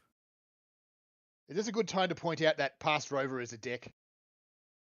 Yeah, he does seem like kind of a dick, doesn't he? Like, he doesn't bother. I'm sure that they're going to write in some reason why it was important that he just not tell anybody anything. Yeah. Or it's like, perhaps it might... Go on. He wanders around and basically just says, I know everything, but I'm not going to tell you any of it because I want to wander around and talk to people. So, yeah, that sucks to be you. It's Yeah, I don't because know. I've been playing East so much, I got adult vibes from Pass Rover. Like, sorry, must go on adventure. Actually, none of this was intentional. I just hit my head when I had a shipwreck. Pretty much. I I also counted in the all case this. of Pass Rover, though, it is intentional. Okay, for context, they literally in the UI for that event have one of the trophies beat the Millennium Puzzle. That is straight up the Millennium Puzzle. It is just the flipping Millennium Puzzle. It's wearing a bow tie, but it's still the Millennium Puzzle. But yeah, so real life Not is even going to be hard. awkward for me over the next few months because the boss of bosses has decided that that I'm clearly not working hard enough, so I've been given a whole bunch of very nearly impossible projects that I need to complete that are only not impossible on a technicality. Do they not pay any attention at all? No, they're He specifically doesn't. yeah. There's He's like at the top of the corporate level. It doesn't matter how badly things go; he can always blame somebody else. So yeah, life is about to get difficult for me. I don't know exactly how that's going to play out, but I think that they are packing me off to the Auckland lab for a while to try and learn a bunch of stuff that I need to implement with no money to do it, presumably, at my own lab. But nothing that I've been asked to do is actually impossible in the literal sense. If I had the time and money to do it, then it would just be a matter of investing that time and money. The problem is I don't have either of those things. So, yeah, I only need, $20,000 worth of equipment or so. Like, how am I gonna? I don't even know. Maybe I should find a new job. Maybe. But yeah. The other thing this week is over the last couple weeks, my DualSense had developed horrible drift and was just outside the warranty period by like a month. So it was becoming a real struggle to play games on it, like at all. Everybody had something really interesting they wanted to go and see that was just out of shot at the right hand of the screen and would head over to it relentlessly. So I decided, you know what, this is the third DualSense that I've ruined through normal use. Because apparently that's the thing. Next time, I'm going to get a controller that doesn't have potentiometers in it. Because I'm sick of this drift crap. So, I looked around and all of the official controllers use potentiometers. It doesn't matter how much money you spend. If I spend the $370 it takes to get the premium, super premium version of the DualSense, it's still going to have potentiometers in it for some reason. Yep. Don't know why. So I just like, okay, sod this. I'll buy something else. Something else. So I went online and found like a reasonably high tier flagship controller from a third party company that was going to that promised that they did not use any potentiometers and any sticks at all, and in fact had even removed the potentiometers from the triggers and replaced them with Hall effect sensors too. Cassot this. Cassot this. Let's just do this properly. So what I ended up getting was the GameSir G7 Pro Xbox One controller. Because it seems like Xbox controllers seem to just work on PC, and in fact it did. It's basically seamless. That it's an Xbox controller seems to be entirely secondary to the equation. So GameSir is a slightly shady Chinese company, but they do make very good controllers apparently, as I can tell from using this one. So it's in form basically an Xbox One controller. There's nothing particularly remarkable about its like structure in terms of the way it's laid out or anything. It has tunnel magnetic resonance sensors in the sticks, which is a type is related to the Hall effect, and it has Hall effect sensors in the triggers. So in theory, it's very hard to make those drift. They're just not normally capable of doing so. The build quality is extremely good. It's somewhat heavier than it's I'd say it's probably a few grams heavier than the DualSense Edge, and it's somewhat heavier than the Switch Pro controller. So it does feel very, very solid. Nothing rattles when you shake it or anything like that. It feels absolutely concrete. The sticks even have like metal collars around the shaft, so you don't get that.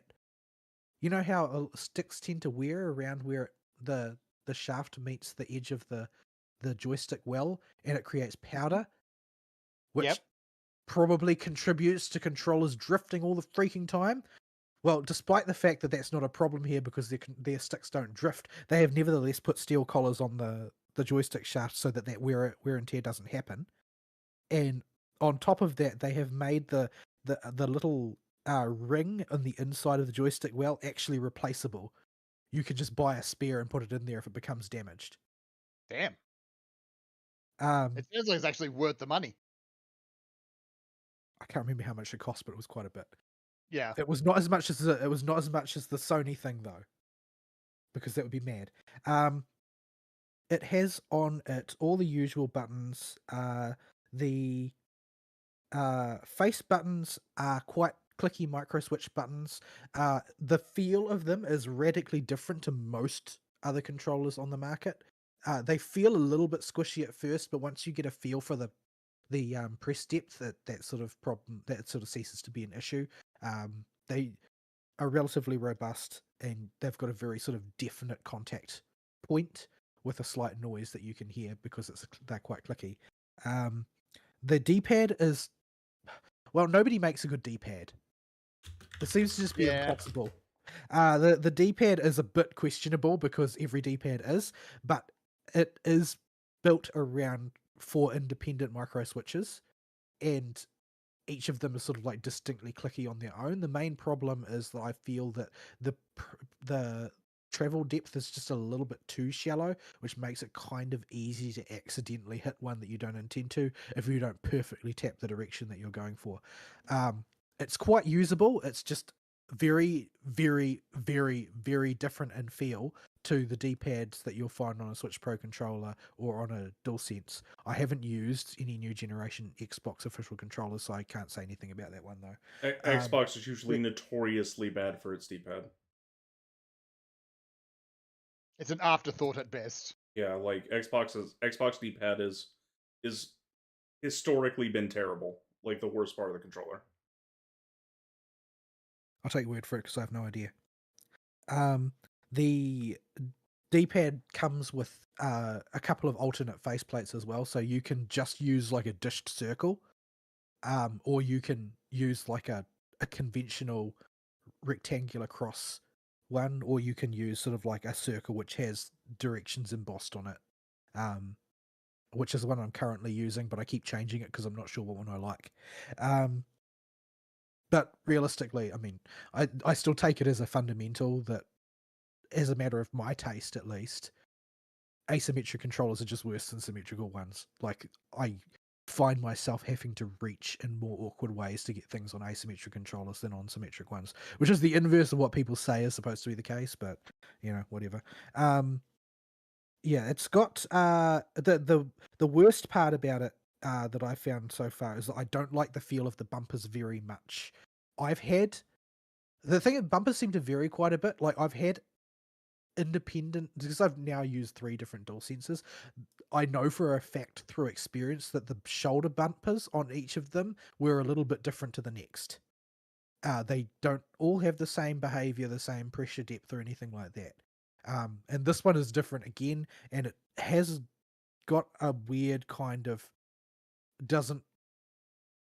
it engages very early, but then it's got more press depth below that and a little bit too much travel below the engagement depth for a standard micro switch.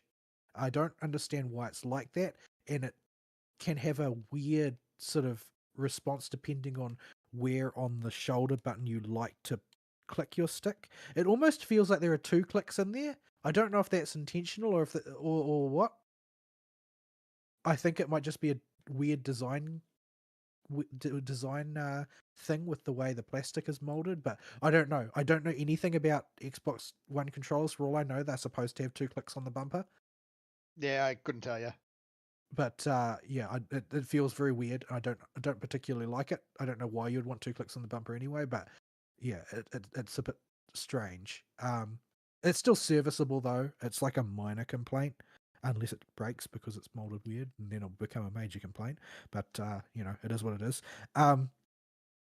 It has extra extra left and right shoulder button as well, like a little one just below the bumpers that you can map if you want, and they are very very short travel micro switch that you can sort of if you want, if there's like something you intermittently need to do, you could just touch that one. It's actually, I think that they actually have a more definite feel than the bumpers, but they're not as robust as the bumpers, so I can sort of understand why you didn't structure it like that. But yeah, so there's extra mappable shoulder buttons, one on each side, and there's also the sort of there's also a grip button underneath each grip, the paddle type one. The nice thing about these is that there's a toggle next to each one, which you can flip and it will cease to be a button. It will just lock it in place. Oh, that's like handy. part of the controller. So if you just don't like the feel of always having a button under there and you haven't mapped it to anything, you can just flick the switch and lock it into place. And each one has it independently as well. So if you want to map one and have one be a free button and nothing on the other side, you can just lock one of them as well. So that's interesting. And there's also a toggle switch underneath each trigger where you can have it set up as a trigger, or you can toggle the switch and it will just become a micro switch with no travel depth. Yeah, the big expensive PlayStation controller has that too. Really handy. So especially for fighting games. So yeah, it's a nice little feature. And the triggers themselves feel quite nice, quite kind of smooth, not too much resistance. I mean, it doesn't have the interesting haptics and resistance that the DualSense does, but realistically, the only game I've ever played that even really uses them is Woowa, and it only used it as a gimmick, not for functional purposes, so I don't really care all that much. Yeah, it came with a charging cradle, which illuminates with a light showing how much charge is left in it. It's got all of the usual buttons. It's got it comes with a Wi-Fi dongle and connects via 2.4 gigahertz Wi-Fi to a PC. You can also switch it over to Bluetooth mode if you prefer Bluetooth because you're an insane person. Mainly, I think the Bluetooth mode is if you want to use it with your phone, because if you voluntarily use Bluetooth connection for your controller when you have a Wi-Fi dongle on a PC, there's something deeply wrong with you. I mean, maybe you just like random disconnects. You just like random disconnects and intermittent latency and input delay that changes wildly, like every 2 minutes. I have not seen any Bluetooth on a PC that has ever behaved. No, Windows is infamously bad with how it does its Bluetooth drivers. That's probably the missing ingredient. It's like just use it on Linux or a Mac. Like on Windows computers, I legitimately think AI could vibe code something better than what they have for the current drivers. Maybe somebody could ask AI to look at the Wi-Fi driver and work out why it's so bad and fix it. That would be nice. This is the power of AI. It replaces incompetent people. So yeah, if I decide I don't want to use it as a wireless, it came with a really long, nice braided cable to use USB as well. And as an interesting little feature, there's a little thing that comes with that you can slot into the top of the controller, which just provides a plastic cowling around where the USB plugs into the back of the controller, so that it's not like plugging into a sheer surface where it could bend or break. I see. It's sort of like a little funnel thing that guards the join. So they've basically thought about it way more than I expected them to, is the short version.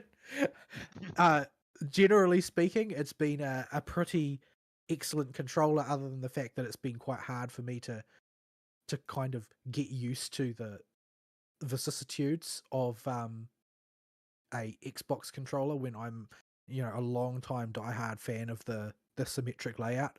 But I mean, I'm getting used to it gradually. It works really well. It's got all the basic functions. It's got lots of quality of life. It feels solid. The sticks feel nice and springy with the right amount of resistance, and they're very, very snappy generally. It's got, I can't even think of any options that I'd want on it that I don't have really. Supposedly it's got the gyroscope for all of that stuff, but I don't use. Does anybody use the gyros in their controller? Is that a thing?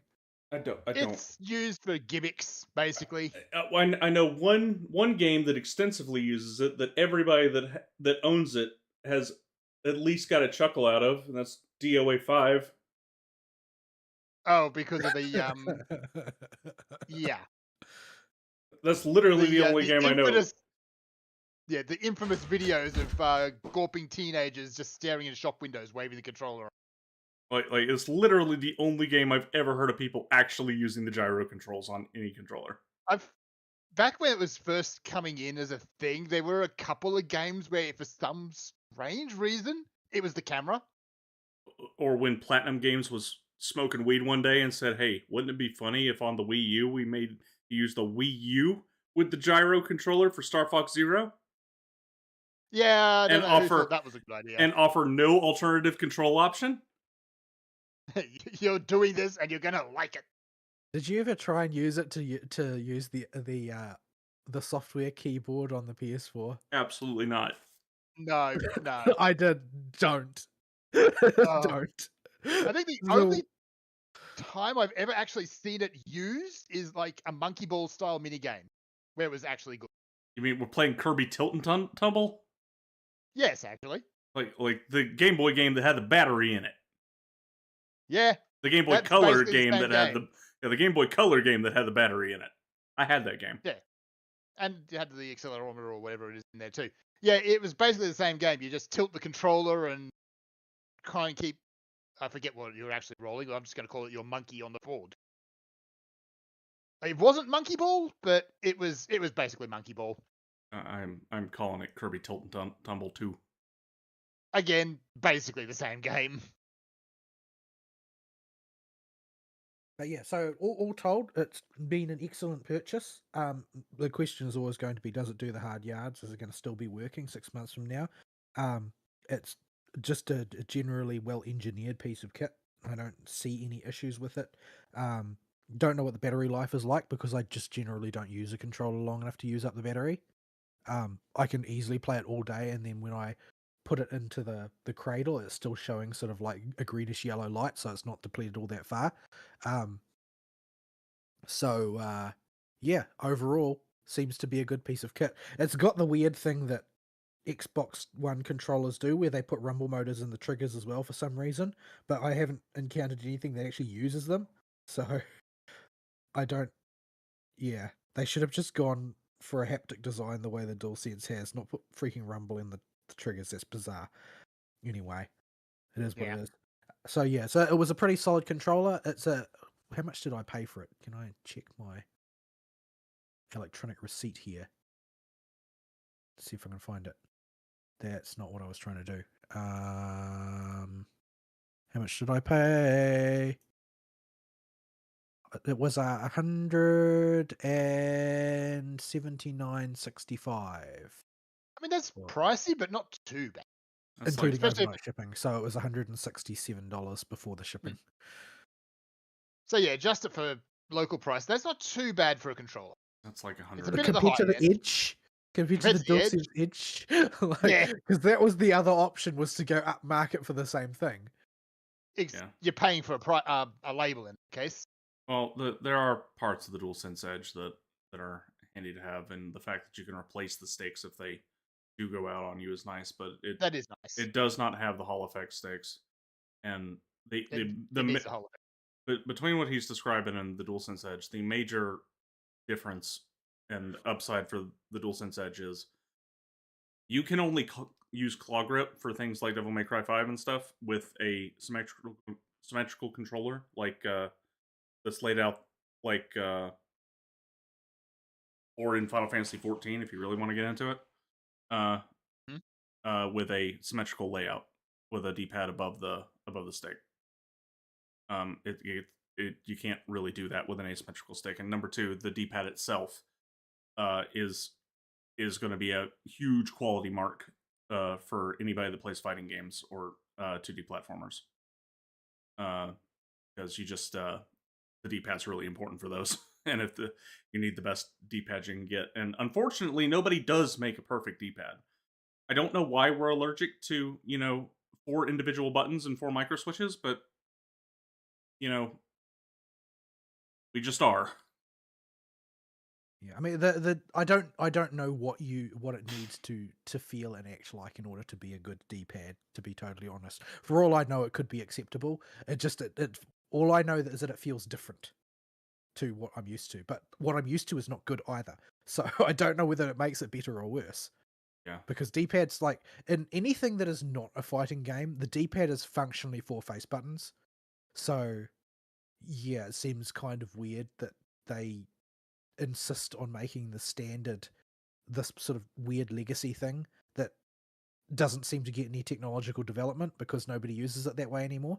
Yeah. Oh, even if you play 2D platformers and fighting games, you still would prefer 4 micro switches. Like, it would just be more accurate. And I have, in fact, modded controllers to have that before. It's a right pain in the butt to do, too. Like most, it does have 4 micro switches underneath that are independently actuated underneath. They just give you one piece of plastic. So yeah, and the problem with the PS5 or the PS5 ones is they also have the 4 dang switches underneath there. They just put this kind of like rolling rubber gasket over the top of it, and have the piece of plastic that is the D-pad buttons itself that pop out of the controller. That force it to occasionally double input or not quite twist all the way when you're rolling your finger across it. Yeah, so there's you can feel each of the micro switches independently actuating when you press the buttons, but when you because the if you take all of the plating off the outside, the controller underneath is actually transparent. You can see inside it, and you can see inside that despite the fact that there are 4 switches, they've still put one plate on top of them. Mm-hmm. They aren't fully independent. Like this just must be I don't. Maybe there's a necessity of design that makes it that way, but I don't know. Yeah, I don't know. You can buy controller plate mods, even for the DualSense. I do not recommend trying to mod the DualSense to have it. That gets rid of that stupid gasket and makes it 4 individual buttons. But they're just a pain in the butt to install, and especially if you try to do it with the DualSense, you have to take out so much of that controller to get to the D-pad, and there's so many easily rippable ribbon cables on the way through. It is like put together in such a way that it's designed that if you ever try something like this, you will break the controller. They do not want you doing this. If I can get my phone to behave, I'll post a picture of what it looks like. There is also already a piece of freaking potato chip stuck to the stick. I don't even remember eating that. No, that's one of those things that just happens. Also, we are over time. Yeah, we Yeah, probably need to wrap up. We are always over time. Is there any news? Any like news? I haven't seen any games news because only the official shutdown of Highgar. That was about it. Yeah, that's all I really saw. Like the current spurgery is still ongoing. There is some spurgery going on about Marathon as well, but yeah, but that's not new spurgery. That's old spurgery. That's old spurgery. Well, it's new spurgery because it's out now. Oh, is it out now? It's out now. Yeah, that totally went over my head. I saw it being advertised on Steam, and it still looks bland and completely unappealing. Like, the lighting in my office is terrible. I can't take a photo of the sodding thing. This is where you just get a picture off the net. Yeah, and just grab from the store page. Anyway, yeah. So Marathon. I'm pretty sure that I heard Sony say that they had already the insiders at Sony saying that they were already setting it up as a tax write-off. Yeah. Yeah. Like, I don't think they honestly expected it to succeed. Not after, well, Bungie. Just Bungie at this point. Yeah, Bungie has that like so many other old video game companies, all the good creative minds are long gone.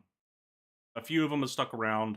You know, your equivalents to the Chris Metzens and the Mike Morheims have stuck around, but all the real heads that put their nose to the grindstone because they had cool ideas back in the day are gone. Yeah.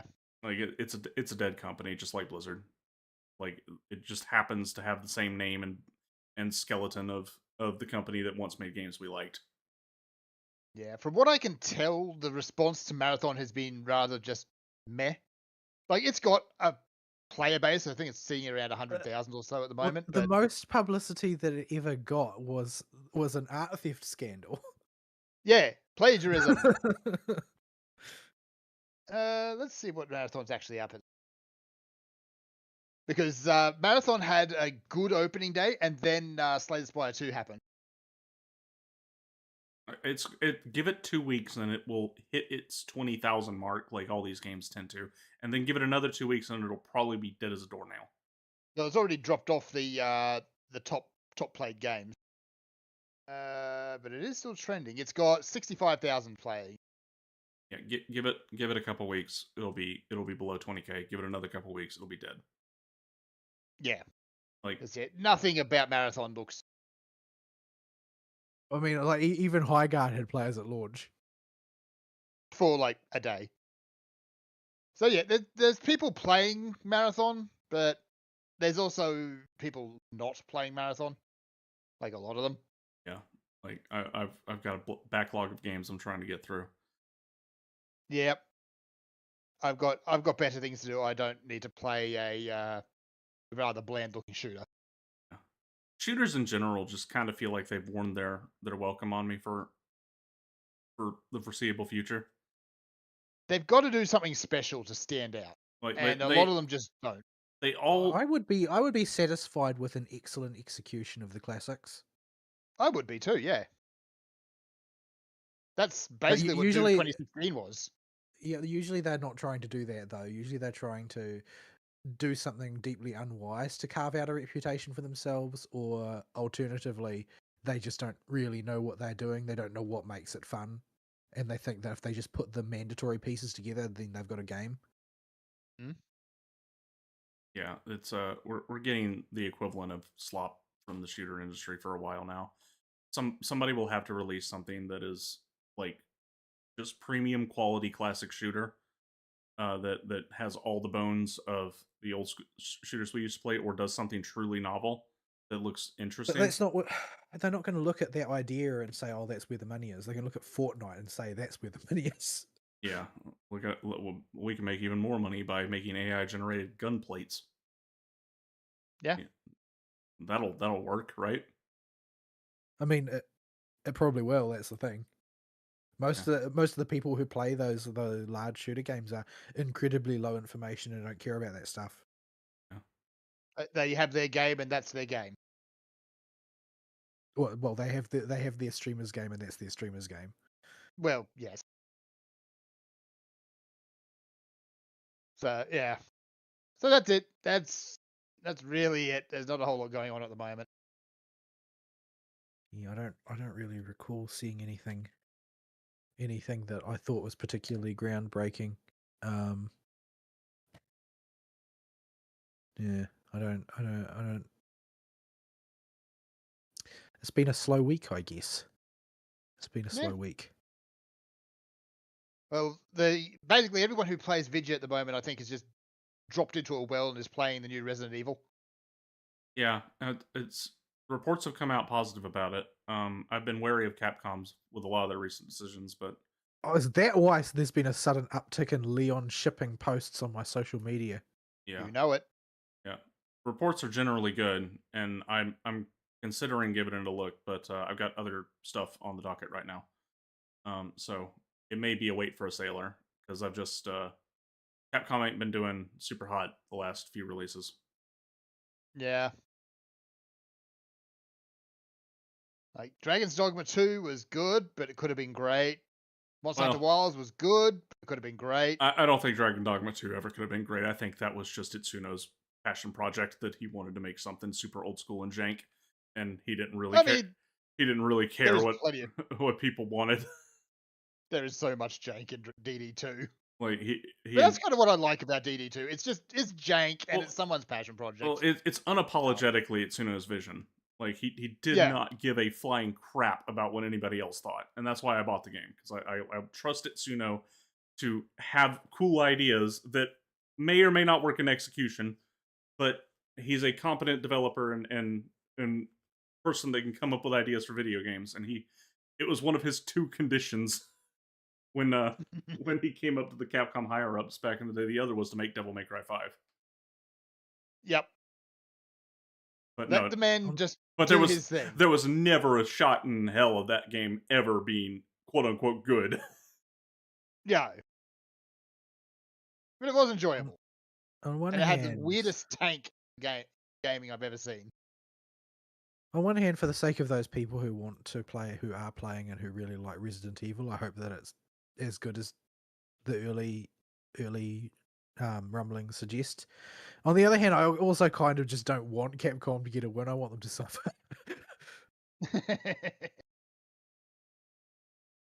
Yeah, well, I mean, just to knock them back into the right groove again. I'm just bitter. I'm bitter about Monhan. What a just sloppy mess, and it was all just because they rushed it out the door and they didn't really think about what they were doing. They just wanted to create another entry to the franchise. Give us money. Yeah, it was totally just your stockholders needed to show them something because you didn't have anything in that release window, so you crapped it out too early. What I'm hoping though is that, like, when Monster Hunter Rise came out, it was riddled with little stupid things that were clearly not thought through. And by the time it finished, it had some really excellent fights. Like, even like the really old school Monhan players say that the final version of Malzeno was like one of the best monsters Monster Hunter's ever seen, one of the best fights. So they got there in the end. It just took the entire lifespan of the game to do it. So I don't know. Maybe the expansion will bring good things. There's not really any way to know until it gets here. Yeah, going back to World on PC after having played the original launch on console with all the DLC this time, they cleaned up a lot then too. Like it seems to be with Monhun that they just are used to throughout the life cycle of the game,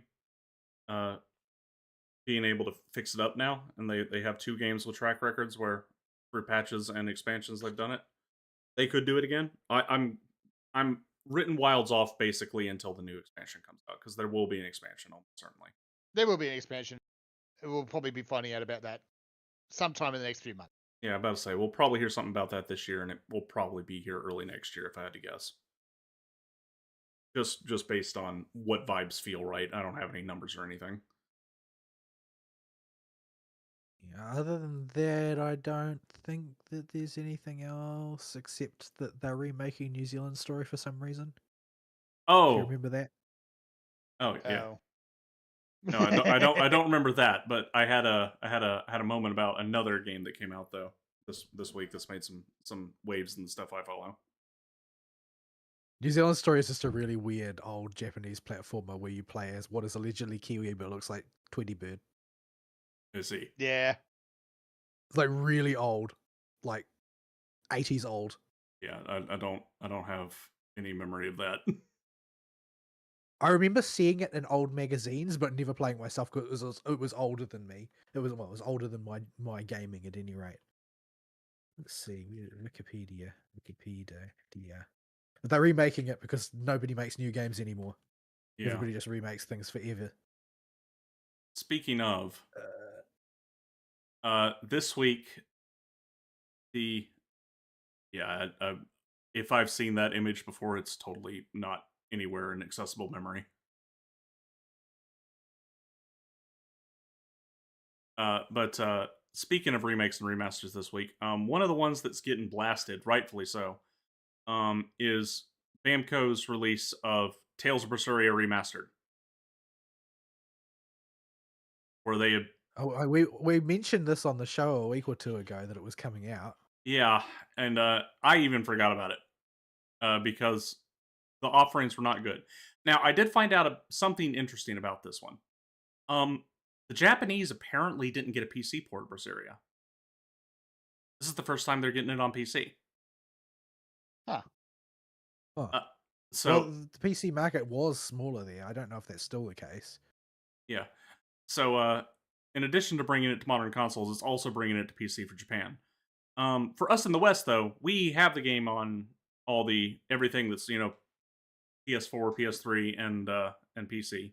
So for us, it's basically nothing. And in fact, the only thing it does is lock the frame rate at 60 FPS. So the old version actually runs better. Right. So, not Why'd looking. they do that exactly? No idea. I can't remember. Do I have it on the PC or on the? I did play Berseria, but I just don't. I have it on both. I have the PS4. That's 4 version and the PC version. So I have it on the PC, but I have no achievements, so obviously I have it on the PS4 as well. yeah.